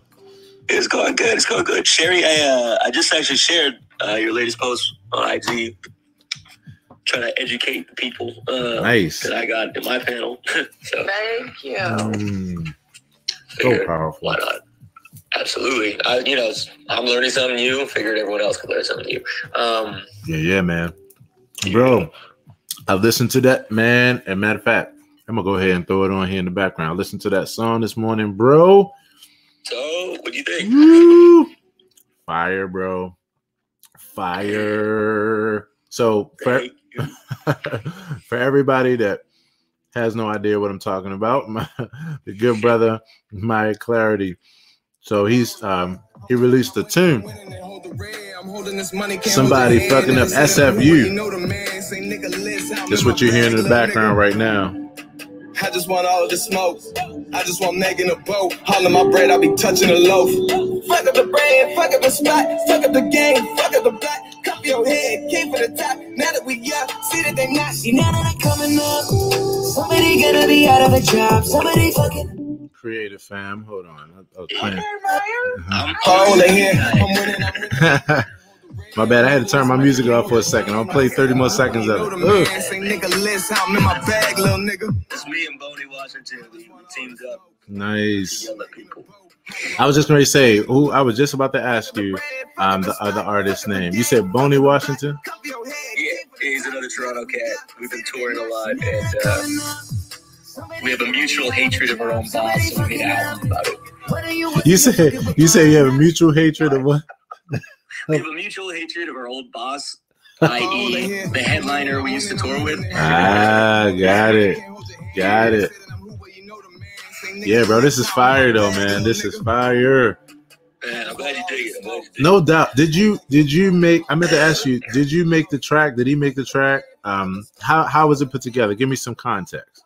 I made the beat on this one like forever ago, and then shelved it. And then when we teamed up and we're like looking through stuff, I played him this one. He's like, "Okay, well, this one definitely." I was like, "Yeah, all right." Right. And then we recorded over it. I kind of like freestyled that hook, and he's like, "Yeah, that's it. That's the one." And I'm like, "Okay." I was just about to ask you. So I was going to ask you that. So who wrote what? So you say you freestyled that hook? Yeah. It was largely freestyle. I mean, like we changed one line after because it was probably gibberish, but like, right. The majority were like, "Oh, yo, this is dope." The fucking with moi line is like spicy. Right. I was thinking about that. I was like, man, whoever this was directing, I was like, this shit is clear right here. And then you got the instrumental here. So this is the instrumental in the background, everybody. We're gonna be rocking this for a sec on the AP Morning Show. And this is Boney Washington and Maya Clarity. I'm showing all my FB and YT audience. Matter of fact, let me turn this up a bit. No doubt, fam. What program do you use, bro? What program are you using for production? I'm using mostly Logic, and then I do my drums in Reason. That's what I started with. Nice. So like sometimes I'll use some of the synths in Reason too, but like all the mix work, all the recording, that's all in Logic. Yeah. So I use both programs. I learned Reason when I was in Berklee School of Music. It was a part of my my production program, and I learned, man, believe it or not, check this out, right? So I had Reason 3 when it first came out. That's the one. Yeah, right. That's when I started off. Nice. Yo, but here's the funny part, right? So the funny part is how I got Reason 3. It was like, I'm at my apartment complex, and one day the maintenance man comes over, and he's like, "Oh, you're into music?" I was like, "Yeah." He's like, "I got this CD that somebody gave me," and he's like, "I don't know, it's Reasons or something like that, Reasons, because you know." What? You just got it because he just had it like that. He just had it, crazy, bro. Amazing. This is only the beginning of the story. Wait till I tell you the next part, bro. So he's like, "Yeah, I mean," he's like, "You ever heard of Reasons?" Right? Because everybody put the S on it, right? Like, "You heard of Reasons?" I was like, "No, like you talking about Earth, Wind, and Fire, Reason?" Like, I mean, I know the song. Like, he's like, "No, it's this CD somebody gave me." So he brings me over this disc, and I have it now. This was in, let's see, I got my Sony Vaio computer in 2001. So I had this disc, but I wasn't into the internet yet. I wasn't into making music via the computer yet. So this disc sat on my disc spindle for at least a year, bro. Like, matter of fact, a couple years, because I didn't know what to do with it. I was still making music. I had a Korg Triton, and I had what do we have? The 24-track digital recorder. So I was recording. Yeah. So I was recording on that, and that kind of thing. I hadn't gotten to making music on the computer yet. I was still using workstations. So one day I popped it into my computer, and I just started plucking around with it. And I was like, "Oh, this is cool." And then that's when I got into school for Pro Tools and Reason and everything. And it was a part of the program, and that's when I learned it. But yeah, this is fire, bro. I'm loving this. Man, I appreciate that. It's crazy that we have like the same trajectory for stuff like that. Right. Just like the way that all works out. And like that's a find this song because I'm over here grooving out. It's well, first of all, where you listen to music? Any and every way I can find it. Dope. Okay. Well, it's on Spotify. It's called SFU, like the 3 letters. And then I go by Maya Clarity. So all my stuff is just under there. Okay, I'm gonna go look for it. Thank you. So, yeah. Sorry to interrupt, guys. No. Oh, no, that's all good. Always. I appreciate that so much. Always interrupt to ask where you right.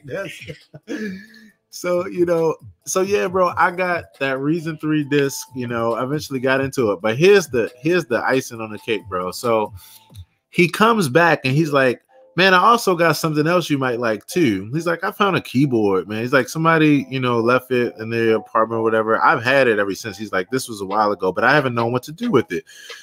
So he brings over this hard shell flight case. So already I'm like, whoa. He brings over this hard shell flight case. Inside of it is a Korg Poly 600 synth, bro. Damn. He just hooked you up on the first day. Oh my God. Bro, to this day, I still can't believe that some of the greatest equipment I got was from my maintenance man who didn't know anything about music. And but the funny part is, my mechanic, similar story with my mechanic, he wound up calling me one day and saying, hey man, I got this keyboard, and it looked like a Fender Rhodes, but it wound up being this thing called made by this company called Digital Keyboards, and it was one of the first workstations created when they created it had a computer to go along with it, and it's a workstation, and it records 4 tracks, and you put a fat cartridge in it, almost like an Atari kind of cartridge in it. And I still have it to this day. Yeah. I'm gonna have to are you on Facebook by any chance, Meyer? Yeah, I'm okay. Meyer Clarity on Facebook. All right. Everywhere. I have it there. I'm gonna see if I can share it there. And I'll also see if I can share it on Instagram too. But I'll definitely share it with you on Facebook. Because it's pretty cool. And yeah, man, but that was my introduction. But yeah, this is fire, bro. Much love to you, and kudos, bro. So congrats on the release, because I know we're working on one a month, bro. So congrats. I appreciate that. Real quick story for you. Yeah. That I just want to throw in. It's crazy that buildings can have an effect like that, because my introduction to hip hop was also due to, I had a neighbor living upstairs who was like an actual OG in the scene, and he was kind of mentoring me. He was like, no, you don't know shit about guns. Don't write about guns. Here's a mixed CD. Learn your Wu-Tang. So it's wild to they can be environmental like that, and just you can get a leg up just by who's living next door, or who's under the same roof. Right. And just an extra spice on top. Mm-hmm. Shout out to just growing up in apartments. Right. Yeah, no one gives that props, and that's the bonus right there. Mm-hmm. I'm gonna write about that. Maybe we'll do a track about that. For sure, bro. One of the testimonial story I have that's very similar is 3 doors up from me was a guy who was a producer and keyboardist, an amazing producer and keyboardist. I don't know if you're familiar with the piano player Art Tatum, but this dude was like an Art Tatum. He was out of this world. So one day I pull up and I'm playing the Yellow Jackets, and he's out washing his car, and he's like, oh, you must be a musician. He's like, because I don't know too many people that know about that group. So he wound up coming over, and I found out how genius he was. And what he would do, and it's actually the foundation of what would later be this Fruition Music 6-figure business for me. He brought over this CD, and he was like, I want to let you hear some stuff that I've done. And I was used to, making beats. I was used to hip hop production. But when he brought over this CD, and when I listened to the music, he would sit down and reverse engineer songs. He would listen to songs like Earth, Wind & Fire, or at that time he was doing a lot of gospel stuff. And he would listen to bands, and then he would remake the entire track on his keyboard. He would play every instrument, and it sounded like a live band. And so it fascinated me to the point of making me want to do the same thing, because I was already into hip hop production. And at that time I was starting to become, a live musician as a budding pianist. It would go on to be something that I would pick up as a hobby and then turn it into a career from there. And it was all from the guy who lived next door in my apartment. So shout out to all the people that from the apartment. Yeah, that's wild. You live next to a genius. Exactly. So much, man. Right. Yeah, bro. So as always, man, it's good to see you. I'm rocking this. I'm gonna be playing this throughout the day, man. And you know, I'm just I'm excited about it, bro. Anything else going on with you, bro? Would you like to share? We just here, bro. Good morning to you. Good morning to you. Much love, everyone. Yes. Thank you so much for letting me share. Appreciate y'all and have a great day. You too, fam. I have to play this on Beating with Sherry a little bit. Yes. I'm gonna have to rock out a little bit this morning. Absolutely. Yes, please. Thank you, sir. I'll have to come through. 100%. Yes. Quick refresh again. Thanks to everybody that's here today. 9:40. We're rocking until 10:30, as you know. I also want to say thanks again to my FB Live audience. Shout out to Sylvia. Sylvia says, hola, tried to sign up. Sylvia, do you have an iPhone? If you do, then let me know. And what you can do is inbox me your phone number. And what I'll do is I'll send you an invite to jump over here on Clubhouse.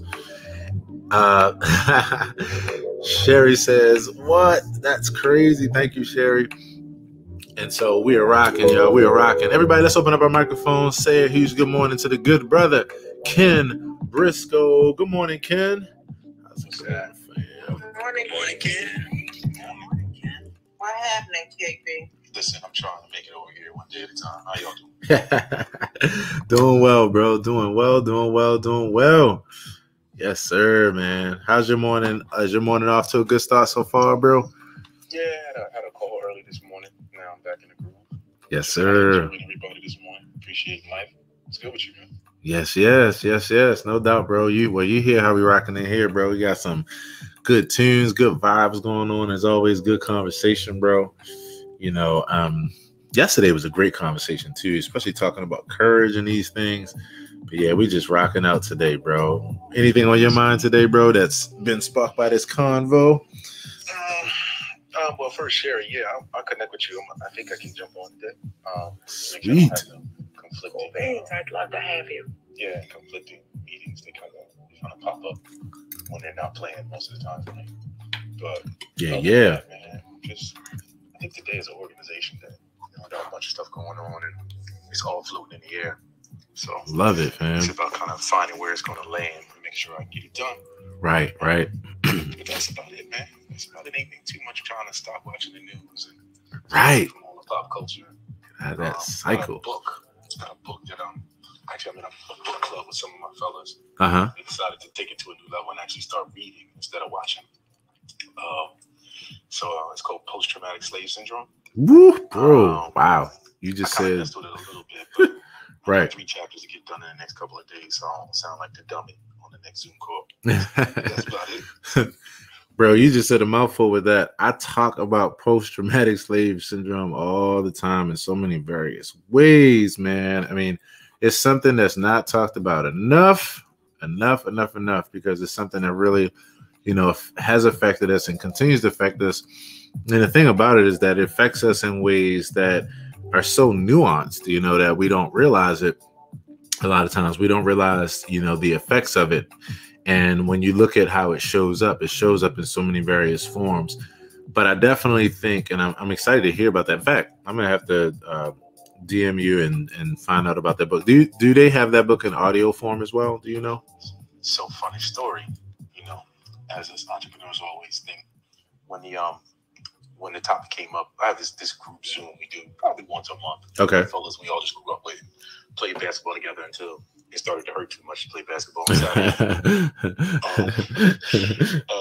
So he brought it up to read, and I'm an audiobook guy. I'm always trying to do 3 things at once. Right, me too. So I went searching.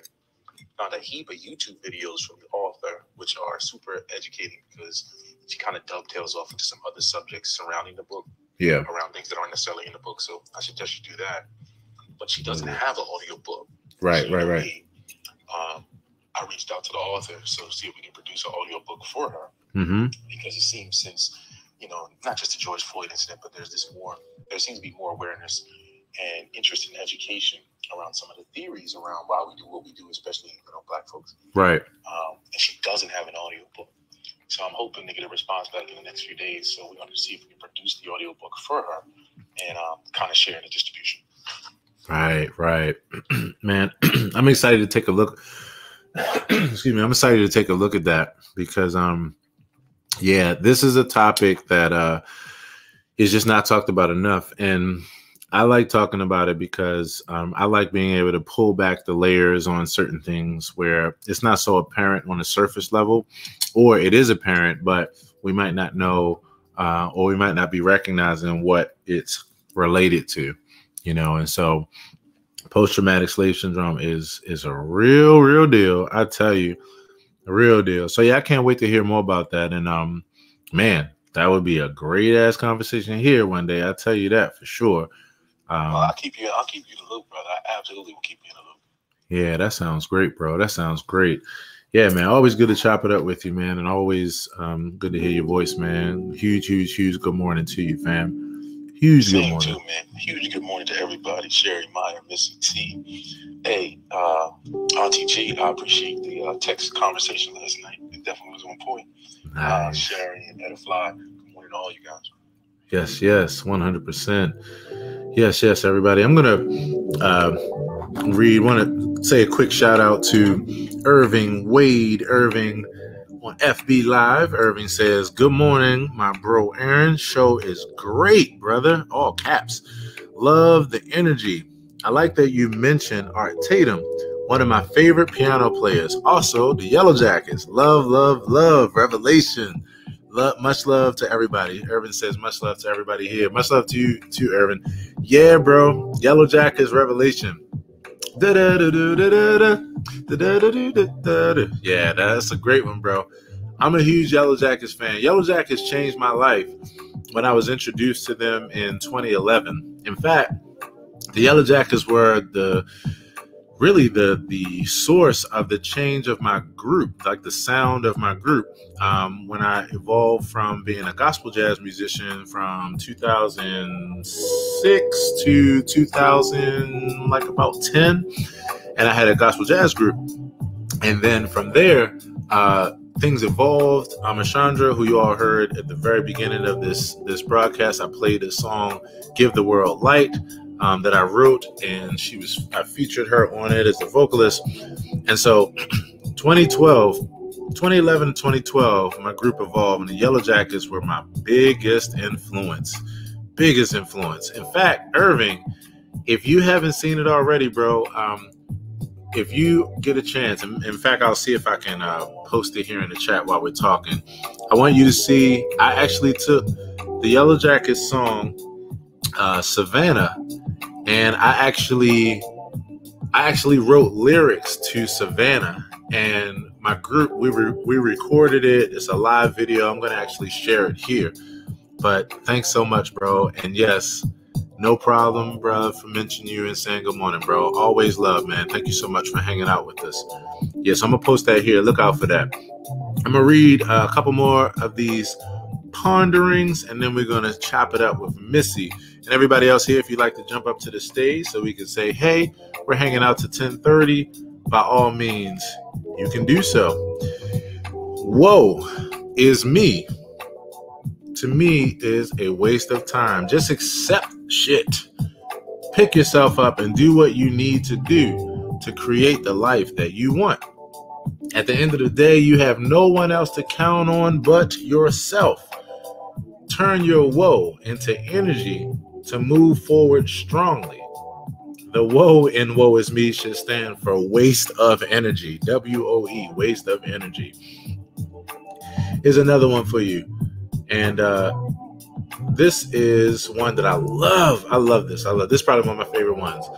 Sometimes when you think you're taking the horse to the water, you're actually the dehydrated and confused horse that hasn't been drinking the waters of acceptance. Learn that fast, and you'll realize you're the only horse that needs to make sure they are drinking the water. Then you'll be able to accept the horses around you that aren't willing to do what it takes to quench their thirst, or worst, save their own lives. And I thought about that because, when you try to help people, it's one of those things where you have to be mindful that you can't help everybody, and everybody is not in that place where they're ready to help themselves. And so if you keep overextending yourself, then the tables have turned. You're actually the horse that's not drinking the water. The waters of acceptance. Here's one final one for you. And I wrote this on September 8th, 2019. Vibrating high.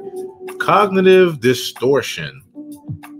Finally, I'm able to put a name on something I've been intuitively aware of as a psychological state for some time now, even though I had no clue that there was actually a name, science, and category for it, category breakdowns for it. And I was so grateful. What I'm going to do is give you, see if I can grab a quick definition for you, because I didn't write it here, which I should have, but I'm going to give you a quick definition of cognitive distortion. And by the way, while I'm pulling this up, the track you hear in the background is called Societal Exchange. You can check it out in my Instagram bio. Just click on my music tab there and you'll see it. Societal Exchange. So I heard of course, cognitive dissonance before. You know, it's something I talk about every day, and these kind of other cognitive things. But cognitive distortion, never heard of it before. So here is the definition. Let's see. Definition. Cognitive distortion. A cognitive distortion is an exaggerated or irrational thought pattern involved in the onset or perpetuation of psychopathological states, such as depression and anxiety. Habitual ways of thinking that are often inaccurate and negatively biased. Cognitive distortions usually develop over time in response to adverse events. There are at least 10 common distorted thinking patterns that have identified by researchers. And so what we're going to do between now and this 10:30 time is I'm going to read a little from this article to give us a little bit more where they come from.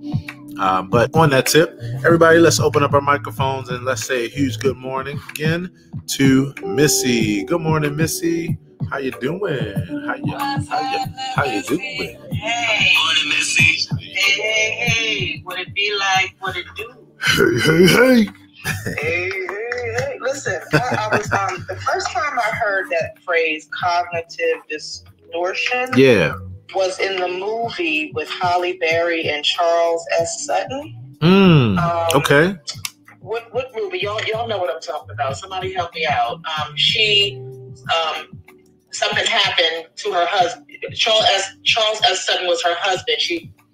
I'm gonna look it up. I don't remember the title though. It was Charles Dutton. Yeah, The Rock. You said Charles Dutton. You said Halle Berry. What did you say? She was a doctor in I want to give the correct terminology. A mental institution. Gothica. Her and her husband. Gothica. Okay, I never saw it, but I just pulled it up. So Gothica. Okay. Yeah. So number one, that's a must see. Number one. Okay. Number two, he was talking about she had a client, and basically, you know, she was sharing that her client was seeing things, and she was internalizing it from her past. Everything that she was seeing, she was saying, "Oh no, basically you see this because of what's happening in the past." So she went to her husband Charles, and he threw some water on the mirror, and he said, "What do you see?" Of course, her face was distorted. And he said, "What do you see?" He said, "Well, my face got distorted when you threw the water on the mirror." He said, "That's what she's seeing." Cognitive distortion. That's the first time I heard that, and then now I'm hearing you say that again. Yeah. He broke it down. That's why I want you to see it. It's very interesting on so many levels. But that particular scene always sticks with me, and that's been out for quite some time. So it's interesting you mentioned that. Wow, thank you so much for mentioning that, because I'm definitely going to check that out, and I'm gonna, especially with reading this, I have a Healthline article pulled up that really breaks it down in thorough detail. So I'm gonna take this and combine it with that and really go deep with this as far as learning it inside and out. Wow. Yeah, and technically that's not. It was. I don't want to give this movie away for no one have seen it because it's really deep on so many levels, but his explanation about it, for some reason, stuck out to me, right? Because he was trying to get her to understand, you know, he's like, I put her on all this medication, blah, blah, blah, blah, blah. What is going on with her? And then he went deeper about, it was layman's terms to me. He put her in front of a mirror. He threw water on the mirror. Both their faces went contorted, or whatever the word is, distorted, excuse me. And he talked about, he kind of dived into it a little bit about that. Yeah. Wow. Yeah, I'm definitely going to do that. How you doing this, Missy? How you doing this morning, Missy? Otherwise, all is well, man. I'm just all is well. I'm just trying to be great in these streets. Trying to have my daughter be great in these streets, and So and just, you know, trying to. I think I don't know. Was it Sherry that said organization? No, Ken. Ken said organization, and I feel that because I have a whole other job, if you will, for a nonprofit as a career coach. So just basically trying to organize. I'm doing that, and then I am running this rebranding of my own. Right. So it's 2 full-time jobs, and then my daughter makes a 3rd full-time job, and then me by myself makes a full-time job, and me staying healthy is a full-time job. So just trying to organize and prioritize. Shut up, KB. And by the way, you know, I'm gonna you'd be proud of me, KB.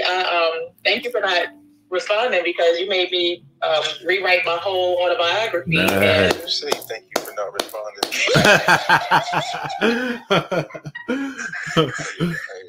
I love you, though. I love you.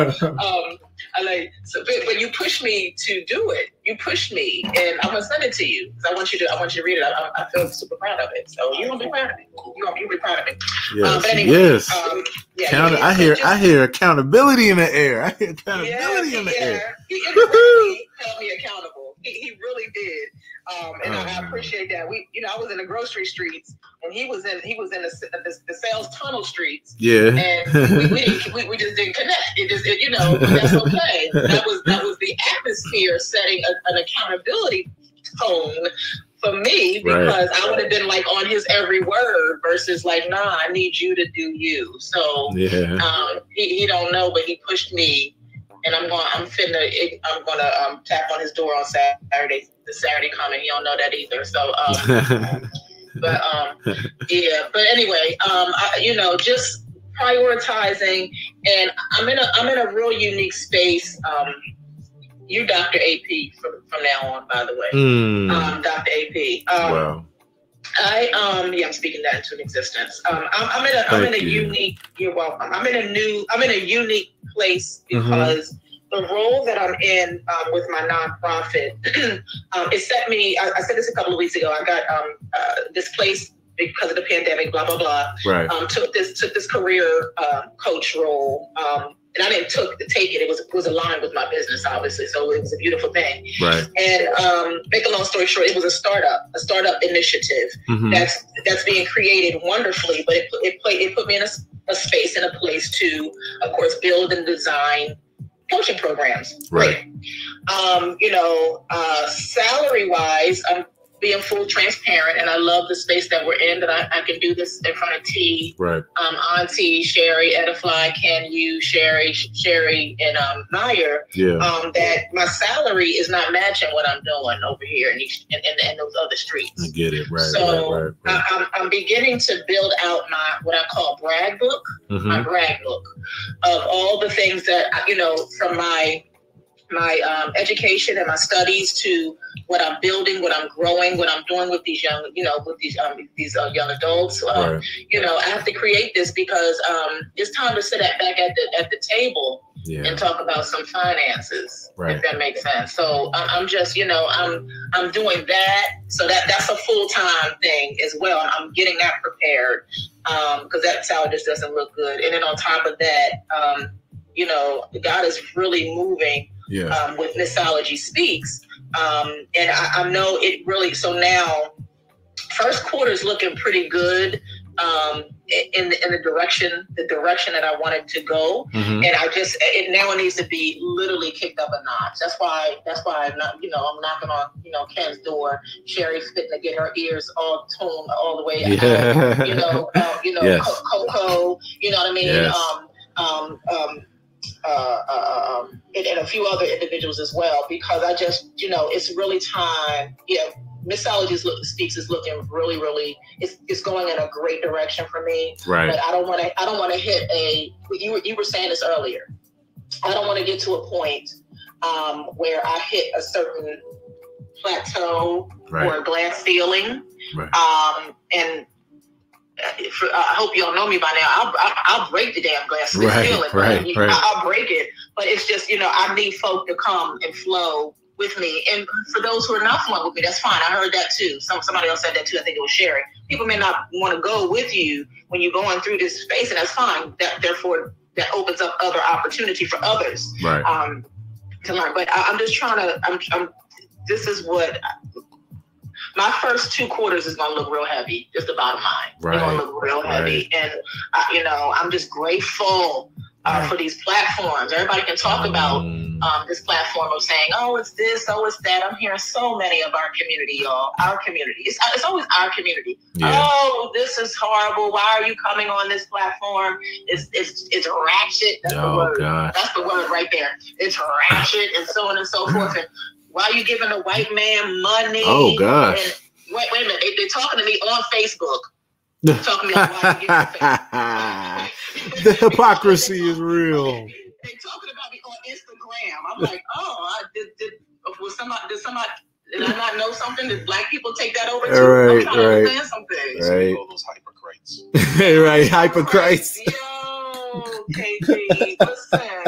Like, so I gotta tune that out. Yeah. I don't even give that space. That you don't have no, you can't tell me the beasts that I've created friendships with over here. You can't. That's what I was gonna say. Missy, it's one of those kind of things where you literally, whatever you look for is what you will find.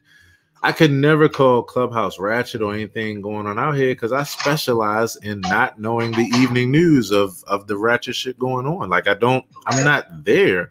All I see is opportunity. All I see is beautiful people like you and me. All I see is what we create here, and what we are curating our experience to be. So, yeah, I shut all the rest of that shit out. And to be honest, anybody who's talking that shit, I'm like, yep, we don't need to talk. I don't need your conversation because that's just not helpful to me. Yeah, it's not. That's word. That is a whole word. So I hear it, I laugh at it. I'm just like, it's whatever. Listen, like I said, these beasts of friendship, and it's organic friendship. It's not quid pro quo. Right. What can you do for me? What can I do for you? This is some real life. I'm sure somebody will slide me an inbox or a text and like, you know what? You cool as a fan. Right. I love you. That's it. It's, you know what I mean? It's like, it's whatever. You know what I mean? That's the relationships that we're building. And then it's, oh, by the way, what you need, what you need. Because I want you to succeed. That's it. It's the, oh, by the way. That's the tip. That's the icing on the cake. The main course is, you cool as a fan. I like you. That's it. What's up? Speaking of being cool as a fan, I also want to let you know that a good friend, Irving Wade, over on FB said, "Good morning, Missy." Put a heart. He wanted to say good morning to you. He's not yet on Clubhouse, but he wanted to share his love and share his support. And also, Sherry, I think you wanted to chime in and say something to Missy. Sherry, you still there? Go ahead and jump on in. I'm here. Missy, I want to congratulate you on doing the brag book. It's very, very important. I used to teach a women's seminar, and one of the things that women tend to do, or should I say not do, is brag about themselves because we're so used to just making accomplishments and keep going that we forget to brag about ourselves. And so from a career perspective, when it comes time for us to level up and maybe we're seeking raises or promotions or recognition, we often aren't willing or haven't taken the time to recognize ourselves and toot our own horn in a way that men will. Yes. And so when I was teaching that workshop, it was very interesting to me, the number of women that really were a little uncomfortable with that. And so we had to talk about that. Yeah. Because why are we uncomfortable with that? And how do we get past that? And what is the value of doing it? Right. So congratulations and kudos to you. Thank you. Thank you so much. I receive as confirmation, and I definitely hold that to my heart and into my spirit, Sherry. I really appreciate that. And I'm building it out more and more. I just want to. It is just a good to have, and it makes me, and I talk to my clients as well. Listen, to your point. Listen, we some bad people. Mm-hmm. We got it going on. Right. And for some reason, society has, placed some type of stigma on it. It becomes arrogance, or it becomes, you either you know it all, you're arrogant, you're all that, whatever. Yes, I am all that. Thank you very much. I appreciate it. I built my way because you don't know my story. Right. You don't know my story to get to where I am. Mm-hmm. Who's going to promote you better than yourself? Listen. Right. Listen. That's what it is, Ken. That's what it is. Time for the people in the back. Come on here. Right.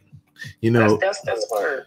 It's so interesting because we were, when I was reading this article yesterday to everyone, we were talking about this concept of fear of success. It actually linked to a number of these things that we're talking about. One of the things, if I just revisit it real quick, it was talking about many people being afraid because of these different reasons. You might get extra attention, but you're shy or introverted. Public success may bring you social emotional isolation. Your achievement might be alienated. People may think you're bragging or self-promotional.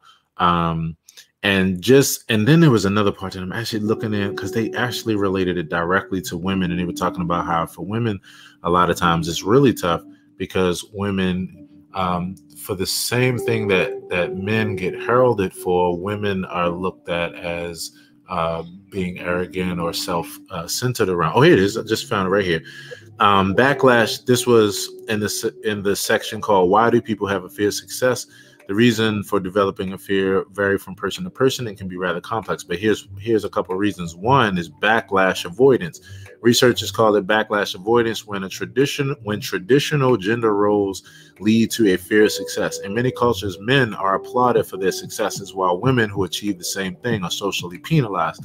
Women are discouraged from appearing self-promotional or aggressive in favor of modesty and self-compliance, and compliance with quote-unquote gender norms. Some women fear that success will lead to attacks on their femininity or being labeled unlikable and undeserving.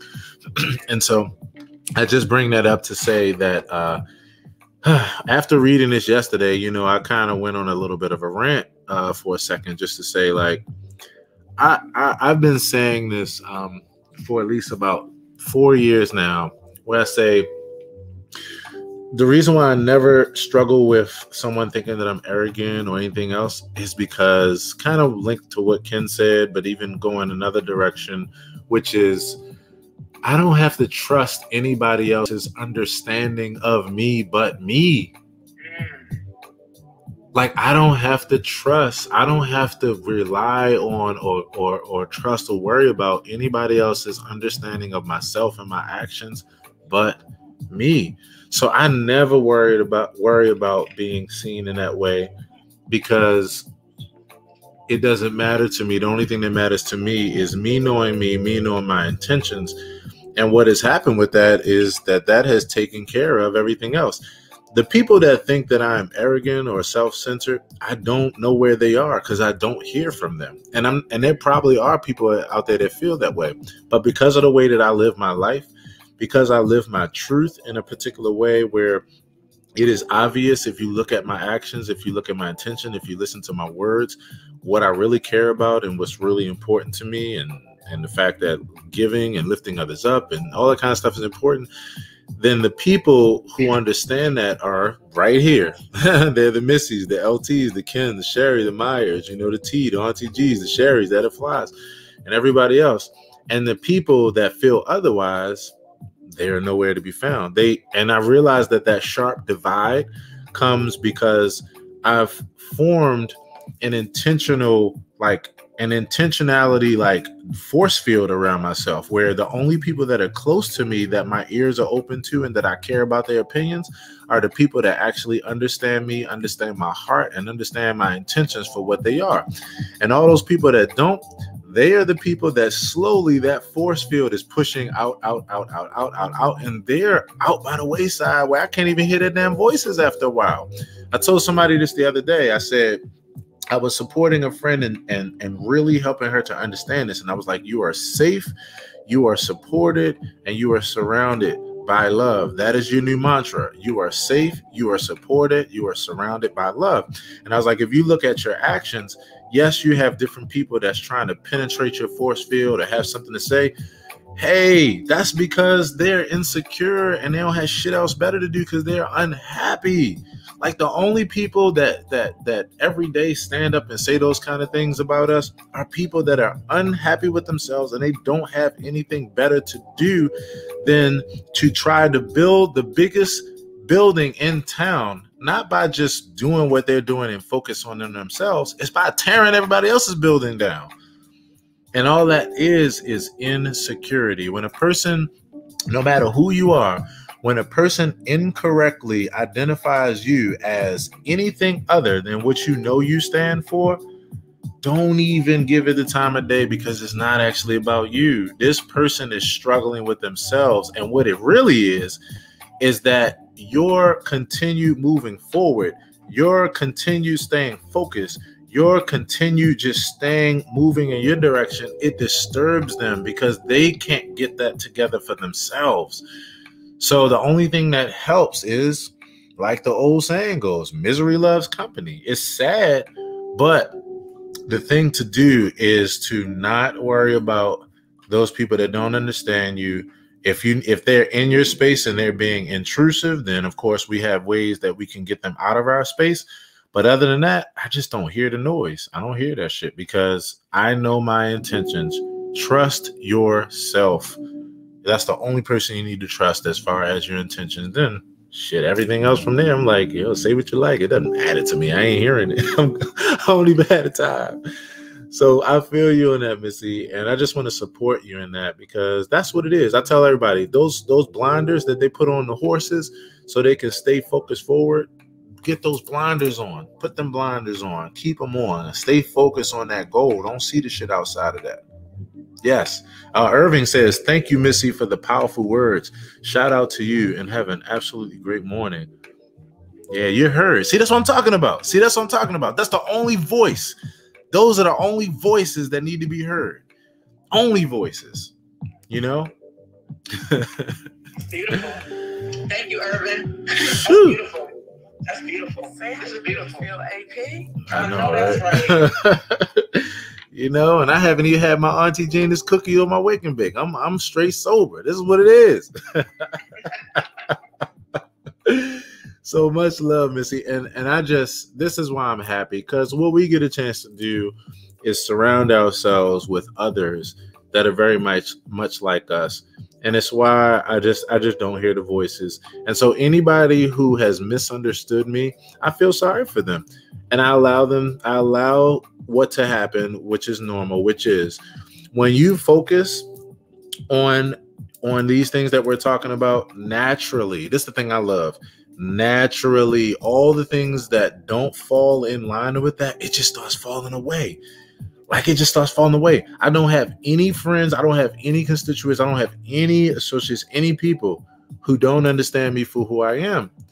And if anybody has any questions, hey, they already know. They already know what the deal is. So Missy, much love to you. And I just love your words. I can affirm what Irving said. Irving says, personally, internal arrogance is a stimulus for yourself. In fact, let me put this up on the screen.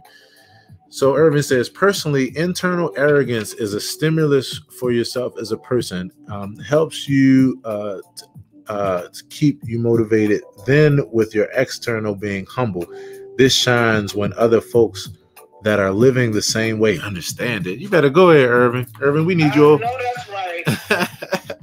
I love it. I know, right? He nailed that. Irving, we need you over here on Clubhouse, bro. Now, soon, hopefully they'll have this Android thing working out if you don't have a phone. Actually, by the way, speaking of which, just a little memo, they're actually hiring. They're excited as hell. They're hiring for their Android team. They're even taking applications for anybody that's in Clubhouse that's a part of software engineering with Android, because they're excited about building it out. But at any rate, yeah, Missy, I'm on point with you on that. And as we continue on this experience, we got about another 15 to go. Let's all say good morning to one of our favorite people here. In addition, everybody's favorite here, and one of our lights who is with us, our LLTC leader, Love Light Truth Coalition. Everybody, let's say what's up to LT. What it be? What it be, LT? Good morning, LT. LT. What? What it be, LT? LT, you see, we on fire. I'm on fire in here, LT. Missy done got me on fire. Let's get it. I got 3 more in here, and I'm like, okay, they lit this morning. I'm just saying, it's just, I can't talk enough about going insular and tuning out the background noise. I just can't talk enough about it. This kind of goes with what happened yesterday. Right. Kim was in the room last night with Bay Room. And yeah. We were talking about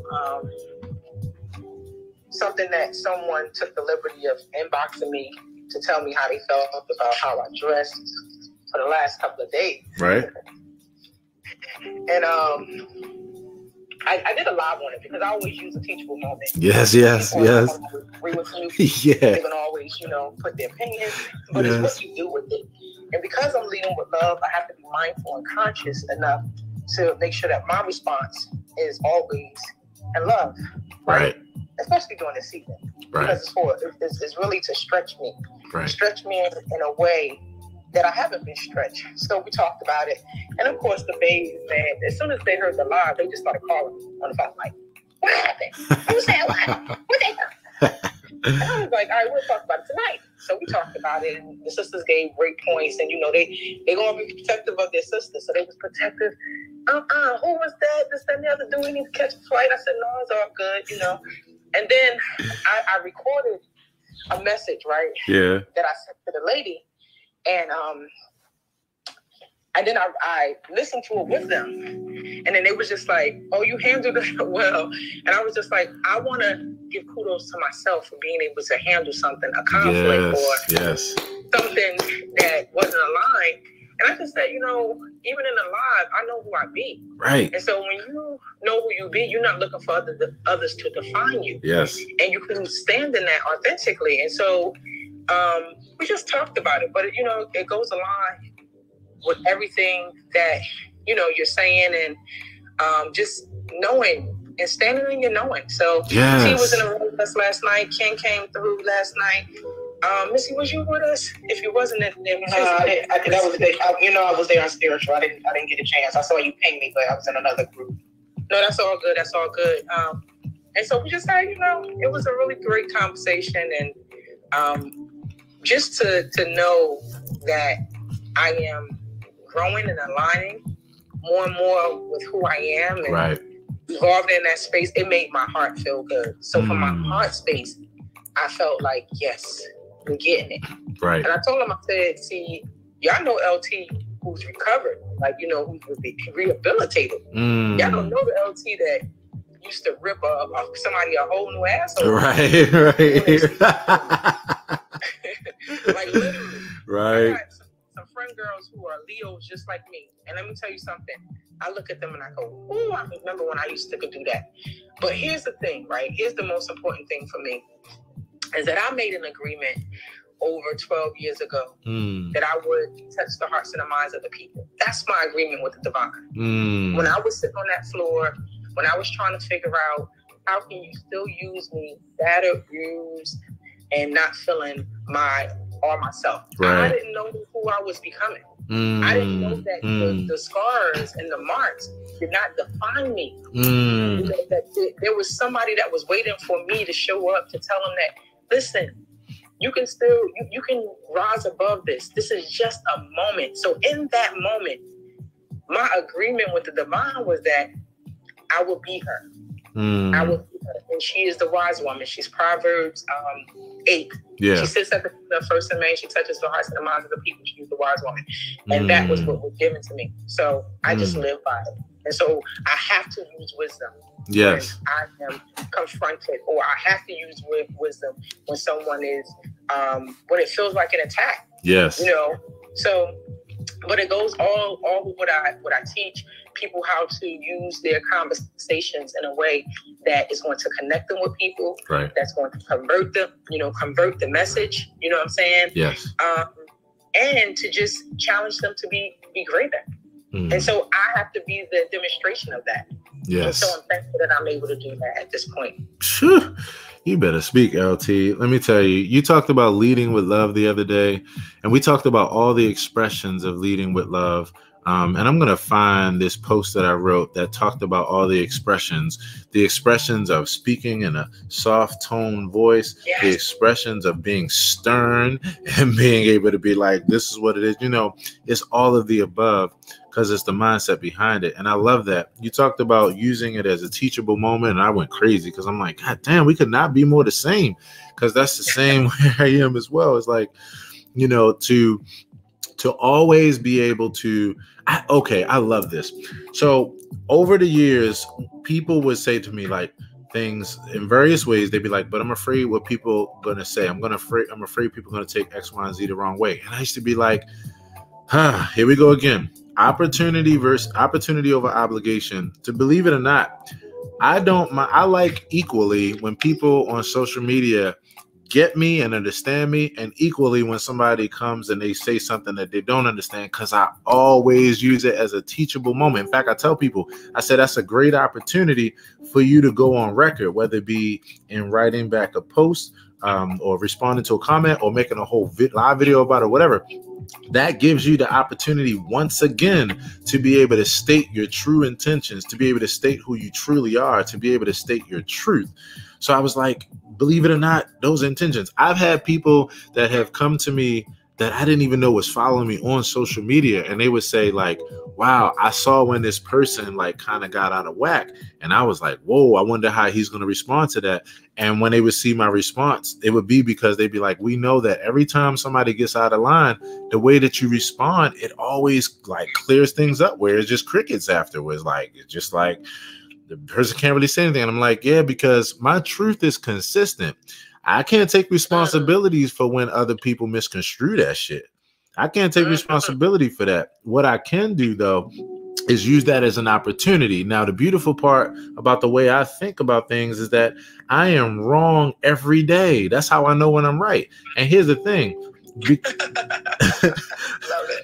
Because my intentions are the same, it means that it's consistency there, because my intentions are always in the same direction. So, in fact, I want to say this. I want to read this, and if you are able, if you're on my IG page, or if anybody here is able to click on my IG page, the 4th row down in the middle, I put this post. Intention shows the undoubtable truth, while everything is in process and progress. Make your intentions clear verbally as well as through your actions, and take solace in the fact that for those that really see and understand you, this will make up for the areas where you're still in process and making progress. Your intentions can speak louder than your words and actions combined when you take the time to make them visible and clear. So I operate from that perspective, and then because of knowing that I'm not everybody's cup of tea, that gives me solace to know there are going to be certain people that no matter what I say, no matter what my intentions are, they're just never going to see shit the right way or see shit in the way that I intend, and that's fine too. But it's all this kind of clarity that keeps me in that place, and it's the balance of knowing that I am intentionally being a particular way, and I'm still growing and learning. But you ain't gonna knock me off my path just because of the fact that you don't understand, or because you're dealing with something. Like, I'm gonna use it as a teachable. Yes. And I appreciate that, Ron. I was just sitting here and I'm typing in little stuff that you're saying, and I was thinking about the tea part, right? Yeah. And I'm not everybody's cup of tea, but I'm a strong drink. Okay. Yeah. A drink of something. Okay? That's it. Maybe I'm your Hennessy. Maybe Yeah. I'm your vodka. Right. Maybe I'm just a little bit of a strong black coffee. Right. Either way, I am who I am. That's and it. I don't apologize. Unapologetically. Yes. Yes. And you know, uh-huh. the beautiful thing of that is that I was sharing with them, maybe not last night, but the night before, that, you know, it's about who you answer to, right? And it's not about who's calling, because everybody can call for you, right? Or they can send out the message, but it's who you answer to. And I'm so thankful that my dad made it his purpose to make sure that I knew who I be. Wow. From a little girl. When he used to sit me on this console in that Cougar before he would take me home, and he would tell me, you're beautiful, you're different, you're unique, you're not like everybody else, and you're better than. That is his exact words. Every week. And then he would say to me, I know you're going to go in this house and it's not going to look like what we've been talking about, who you're going to become. But you're not like everybody in that house. Because he knew that he was taking me home to a house that was dysfunctional, where there was alcoholism, where there was all this stuff. And he wanted me to know that, yeah, you're going to go into this environment, but I want you to know that you're still better than. And I had to ask him as an adult, like, what did you mean? Like, why would you tell me I was better than? That didn't help me. People always would tell me I think I'm better than them. He was like, I didn't tell you that you was better than people. I told you that you was better than anything that came your way. That's what that meant. Wow. So if people felt that they was in that category or whatever came your way because they was coming up against you, then you was better than that. How about that? So I said, okay. I'll just take that and I'll just be better than. So I have no problem with being better than. Better than helps me to rise above, right? Yeah. And Ken said last night, right? Ken came in the room and said, I know you sometimes, LT, you know, you want to go high and they go, you know, when they go low, but don't sometimes you just want to just bust a move, pull it out. I'm saying it that way, but I'm improvising. And I'm like, yeah, I can, you know, but I've been biting my tongue for a long time. Trust me, my tongue bleeding. Because here's one thing that I know for certain, that my words, that your words is going to go out and do what it was commissioned to do. Yes. And if I speak, when you open up your mouth and let the words come out, trust me, it's going to come back to you. It's going to come back somewhere. So I got to be mindful. Because I don't want to be wasting my words out here in these streets. You feel me? You better open up your mouth and let words come out, LT. Let me tell you something, and I'm going to read this, and, you know, I want to also say hello. We want to say good morning to Tony. Thank you so much, Tony, for hanging out. Thank you for dropping through this experience, and we hope that you have been enjoying and getting something amazing out of this. And once again, Irving, thank you so much, brother, for hanging out over here on FB, and everybody else that's hanging out on FB and YT. Much, much love. So I'm getting ready to see, you know, I realized yesterday that on Instagram, you can only put so many characters in the caption section, because I'm starting to put up all of my self-care stuff there, especially since, for those that don't know, here in this experience around the 8 o'clock hour now, I've added a new segment, which is the self-care journey segment. And it's where I share from my 10% happier self-care journey. I share a lesson every day, 5 to 7 minutes, and you get some good mindfulness and meditation for your day. So one of the ones that I'm looking at right now, that I'm getting ready to see if I'm able to get this up on in this caption, see if it'll fit, is I wrote a post on compassion. Now, I want to just read the last part of it here. There are many expressions and manifestations of compassion, being quiet, outspoken, gentle, as well as stern or intense, being open and vulnerable, or setting up strong emotional boundaries. The key is to always be aware of your motivations, to to decipher if you're coming from a place of indifference or a place of compassion. Be gentle with yourself as you continually guide yourself more and more towards action spawned by positive motivations. And I say that as a direct relation to what you said, LT, and what we're talking about here. The thing is the consistency. Even when you talked about making that video, even when before the video, even just the way you live your life, it's that consistency. First, we have self-compassion, which allows us to understand our motivations and our intentions, even when they're not understood by others. And then from there, we take actions that don't have to be one way or the other. It's not a black and white thing. We use all actions. Sometimes I need to put my foot down. Other times I need to be gentle and embracing. All these things are tools and devices that we use. And what's most important is the undergirding of where our motivations are coming from. And that's why I stay self-assured. That's why I stay self-confident, because no matter what my expression is on top, it's always coming from the underlying motivation of, first of all, self-compassion, because I have to have compassion for myself when others aren't able to, and then even compassion for others. Like we talked about the other day, LT, starting in the Bay Room and then continuing on here.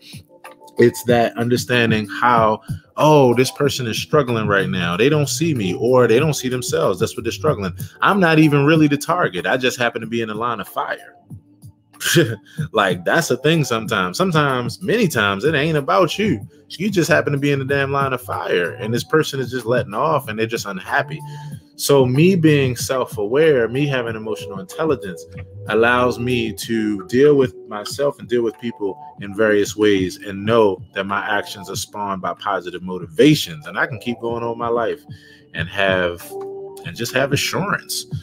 So I just want to affirm that. I'm actually going to get that up on IG in the next 5-10 minutes. We're going to hang out for another 10. I want to definitely make sure we say good morning to the good brother Eric, the good brother T, and anybody else who swings through. So let's go for another 10. Everybody, let's open up our microphones. Let's say a huge good morning to the good brother T. T, what's happening, fam? Good morning, T. T. Good morning. How you doing this morning, brother? I'm good. Yeah, man. Enjoying the conversation. I was just about to ask you. LT, you hit it right on the nose. It took over from last night where we were in the room. Auntie G, I see you, baby. Out of 5. He came through last night. Hey, Ronald, we heard him speak. It was a phenomenal conversation. I loved every minute of it. Wow. Man, thanks so much, T. And thank you for the affirmation of what's going on here today, bro, because you know, it's one of those conversations where it's like, you know, everybody can relate in some way, especially if you're in this space, because you ain't in this space if you're a negative ass person. Like, everybody is here if people that can relate, you know. So I always like to just appreciate and hear how it resonates for them. So yeah, man, thanks for, you know, letting us know just how this is resonating with you, bro.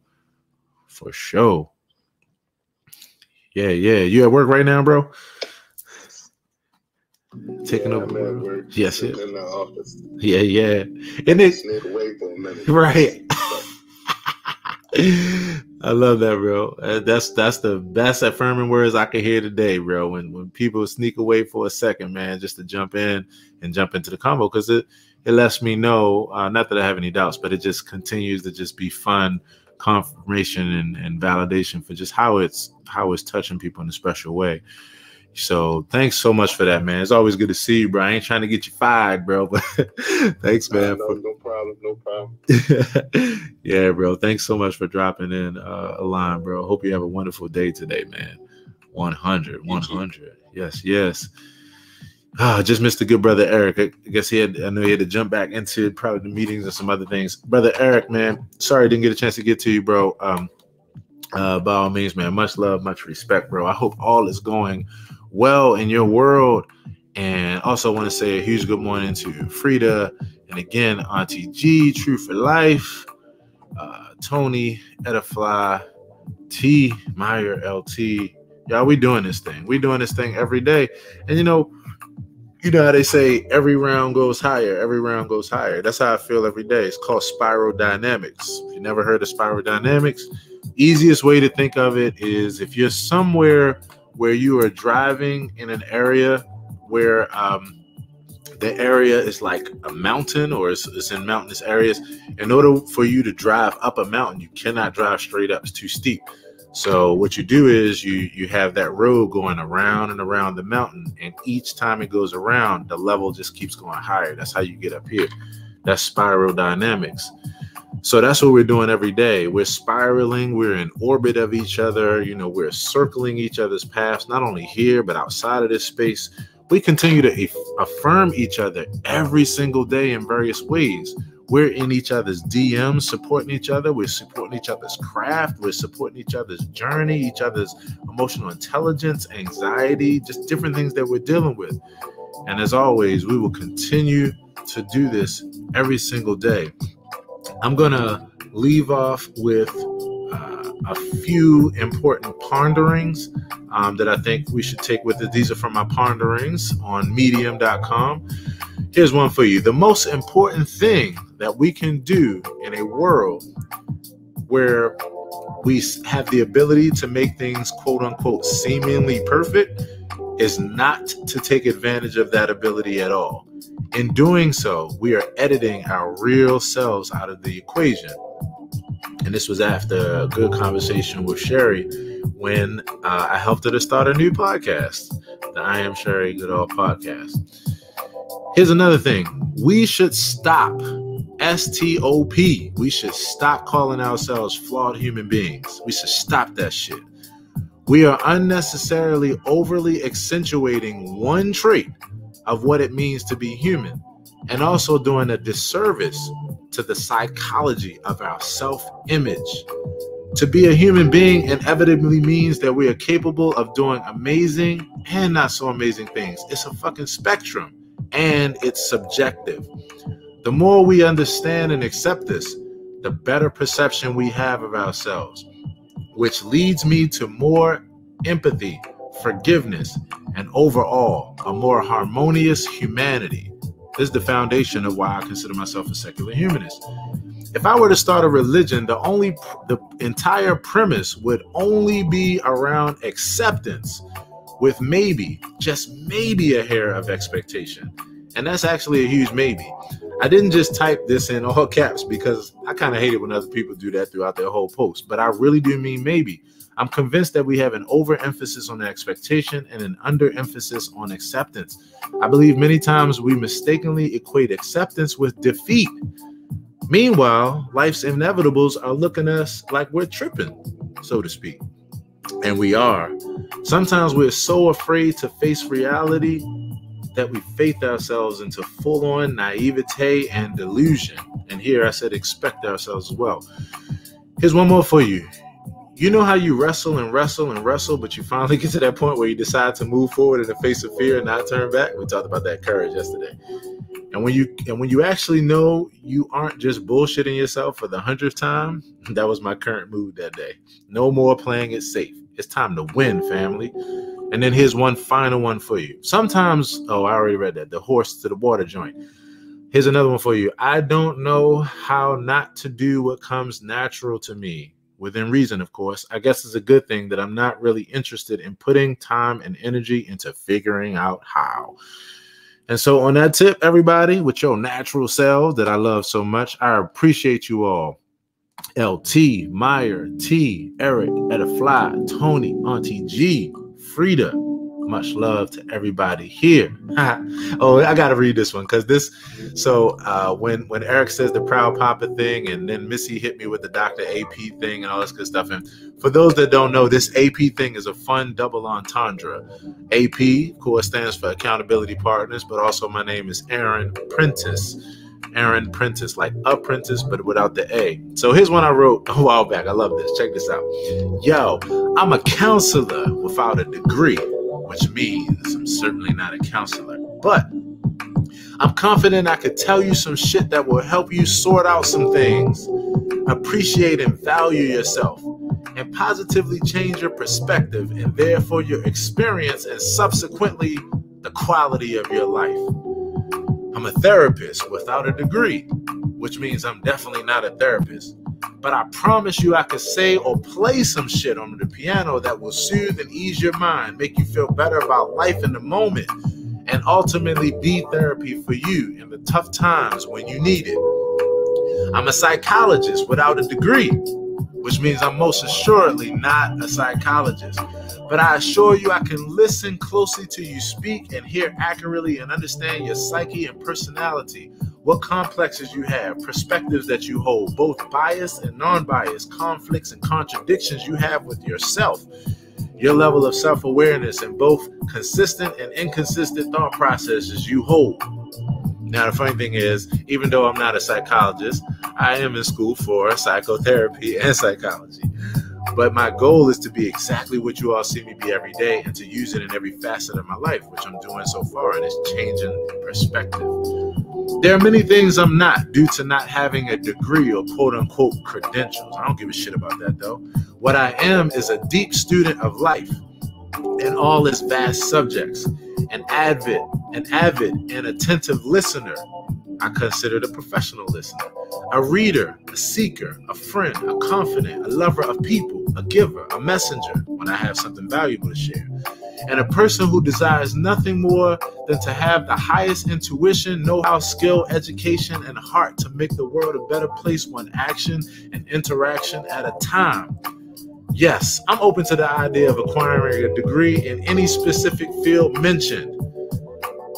But to be honest, what's most important to me is that I continue to pursue having a degree in being me. So I want to end on that tip. I wrote that on January 3rd, 2020 last year. Let's get it, fam. And so on that tip, everybody, I just want to wish you all an absolutely amazing day on purpose. We had so much fun here from beginning to end. If you missed any of this, just go to my FB or YT, Facebook, YouTube, at Aaron Hill TV. Take it from the top. We cover so much as we do every day. And if you missed it, I promise you it's going to be chock full of information and something for you to use.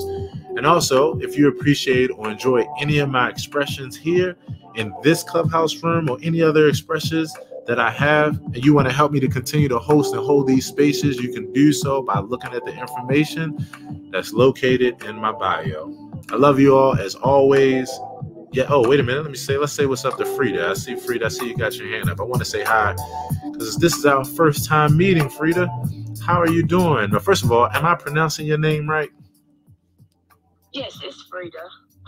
Yay, sweet. I am just pretty upset at myself that I caught this at the end. You're on here every morning. It definitely is something I can use at my desk while I am doing what I'm doing. I have to be motivated to motivate my clients. Yes. That was nice. That was very, very nice, and I appreciate it. Much, Frida. First of all, thank you from the bottom of my heart. Thank you so much for sharing that with me. Again, as you hear what I'm reading, it means so much to me because honestly, it's priceless for me to make human connections like this. And so I first want to say thank you so much for being here with us today. Yes, we're here every day, 7:30 a.m. Eastern Standard Time to 10:30 a.m. Eastern Standard Time. And the beautiful part about these experiences too is that I'm also live on FB. Hello to all my FB audience, and YT, YouTube. So if you want to take this or any other show from all these days, I've been doing this since, jumped in December 3rd. But you'll see at least like the last 15 of these. By all means, you can definitely pop over to any of those other platforms and take it from the top. And yes, we are here for you every day, Frida. I'm glad that you mentioned what you just mentioned because it was the whole reason why I even started this expression. It was to be here to be any form of inspiration and motivation to anyone else. And when it's mentioned to me like that, or when I have people around me, it just takes it to another level of excitement for me. So it is such a pleasure to meet you, such a pleasure to speak to you, and such a pleasure to be able to inspire you, even in this brief time, Frida. It means the world. Yes. Absolutely. I appreciate who you are. You know, I think a lot of people get caught up today is that you have to know a person. Right. But I appreciate who you are, where you at. So I thank you for who you are, and just for having this room just to bring peace in people's lives. I really appreciate it, because just like any other social media platform, there's a lot of foolishness going on. Right. And you have to be careful, what you put in your ear, because sometimes what you put in is what you bring out. And this is definitely what comes out of me more on the regular. Yes. And sometimes, the other stuff can be entertaining, so it draws you there, but I know what my soul needs. Right. Oh, man. Thank you, Frida, for knowing what you need. Thank you for that emotional intelligence. Thank you for that self-awareness. And so, yes, the beautiful part is that everybody that you see here, and even that you'll see in these coming shows, are all people, with the exception of like a handful, all people that we have become close like this as tribe, really just over the last, for some people, like a couple days, all the way to the last 30 and 45 days. And so you are surrounded right now by all people that come from that same consciousness. So you have found your tribe. And yeah, we not out here in these Clubhouse streets wilding out. We stay put, and we have a tribe, we have a network, and it is all about love, and that's where we come from. So thank you for saying yes to you. Thank you for all the intention that you set forward that brought you to this moment right here. And we're going forward together, Frida. So it's so nice to meet you. And everybody, let's open up our microphones and let's say a huge good morning to Frida this morning. Everybody, let's open up our mics to say good morning to Frida, because this is so amazing. Good morning, Frida. Yes. Hope to catch you tomorrow or one of these mornings. Yes. Good morning, you guys. Beautiful. Yes, thank you so much. And everybody, this is amazing. And this is what we're here for. I live for this. I'm here for this every single day.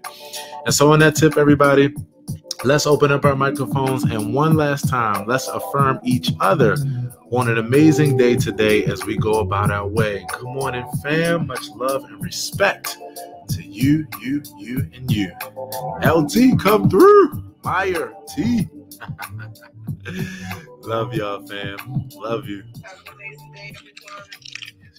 an amazing day, everyone. Love y'all. Yes. And on purpose. On purpose. Let's get it.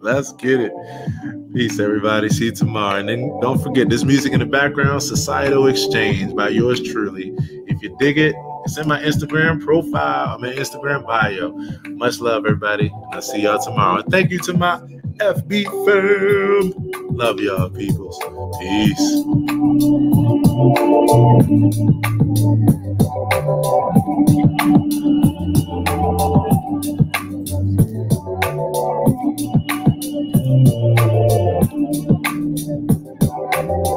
Let's get it and go. We on the move, y'all.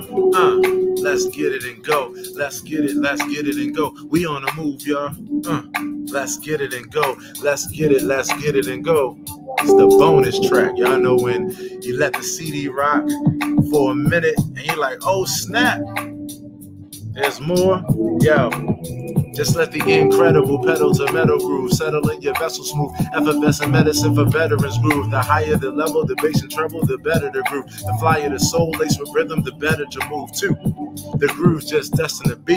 You could question James Brown about the 1 and 3. Is a lesson the downbeat rocks definitely. The third's just in line to provide the swing. Your head vibes cause it's not a thing. The mind's time and life's infinite vibe is designed in sync. The groove got your eyes knowing when it's time to blink. The mind flowing when it's time to think. So what's groove? Groove is groove is man. Groove is, I don't know the lyrics, but that's my jam. Here is the groove, the spirit of music. I am with groove, therefore I am. Oh, we out of here, y'all. Peace. I'll see y'all tomorrow. Much love, peeps. Peace, FB family. Thanks for hanging out. Irving Wade, much love to you, bro. Thanks so much for the love, man. Thanks for being a part. Yes. Irving says, thank you, everyone in this AP experience. Yes. Much love, fam. Much love. See y'all tomorrow. Yeah. Spiral dynamics, bro. That's what it is, yo. we're spiraling. We're going higher and higher. Every round goes higher. And that's where we are. See y'all tomorrow, peeps. Take it easy. Spread this love to someone else.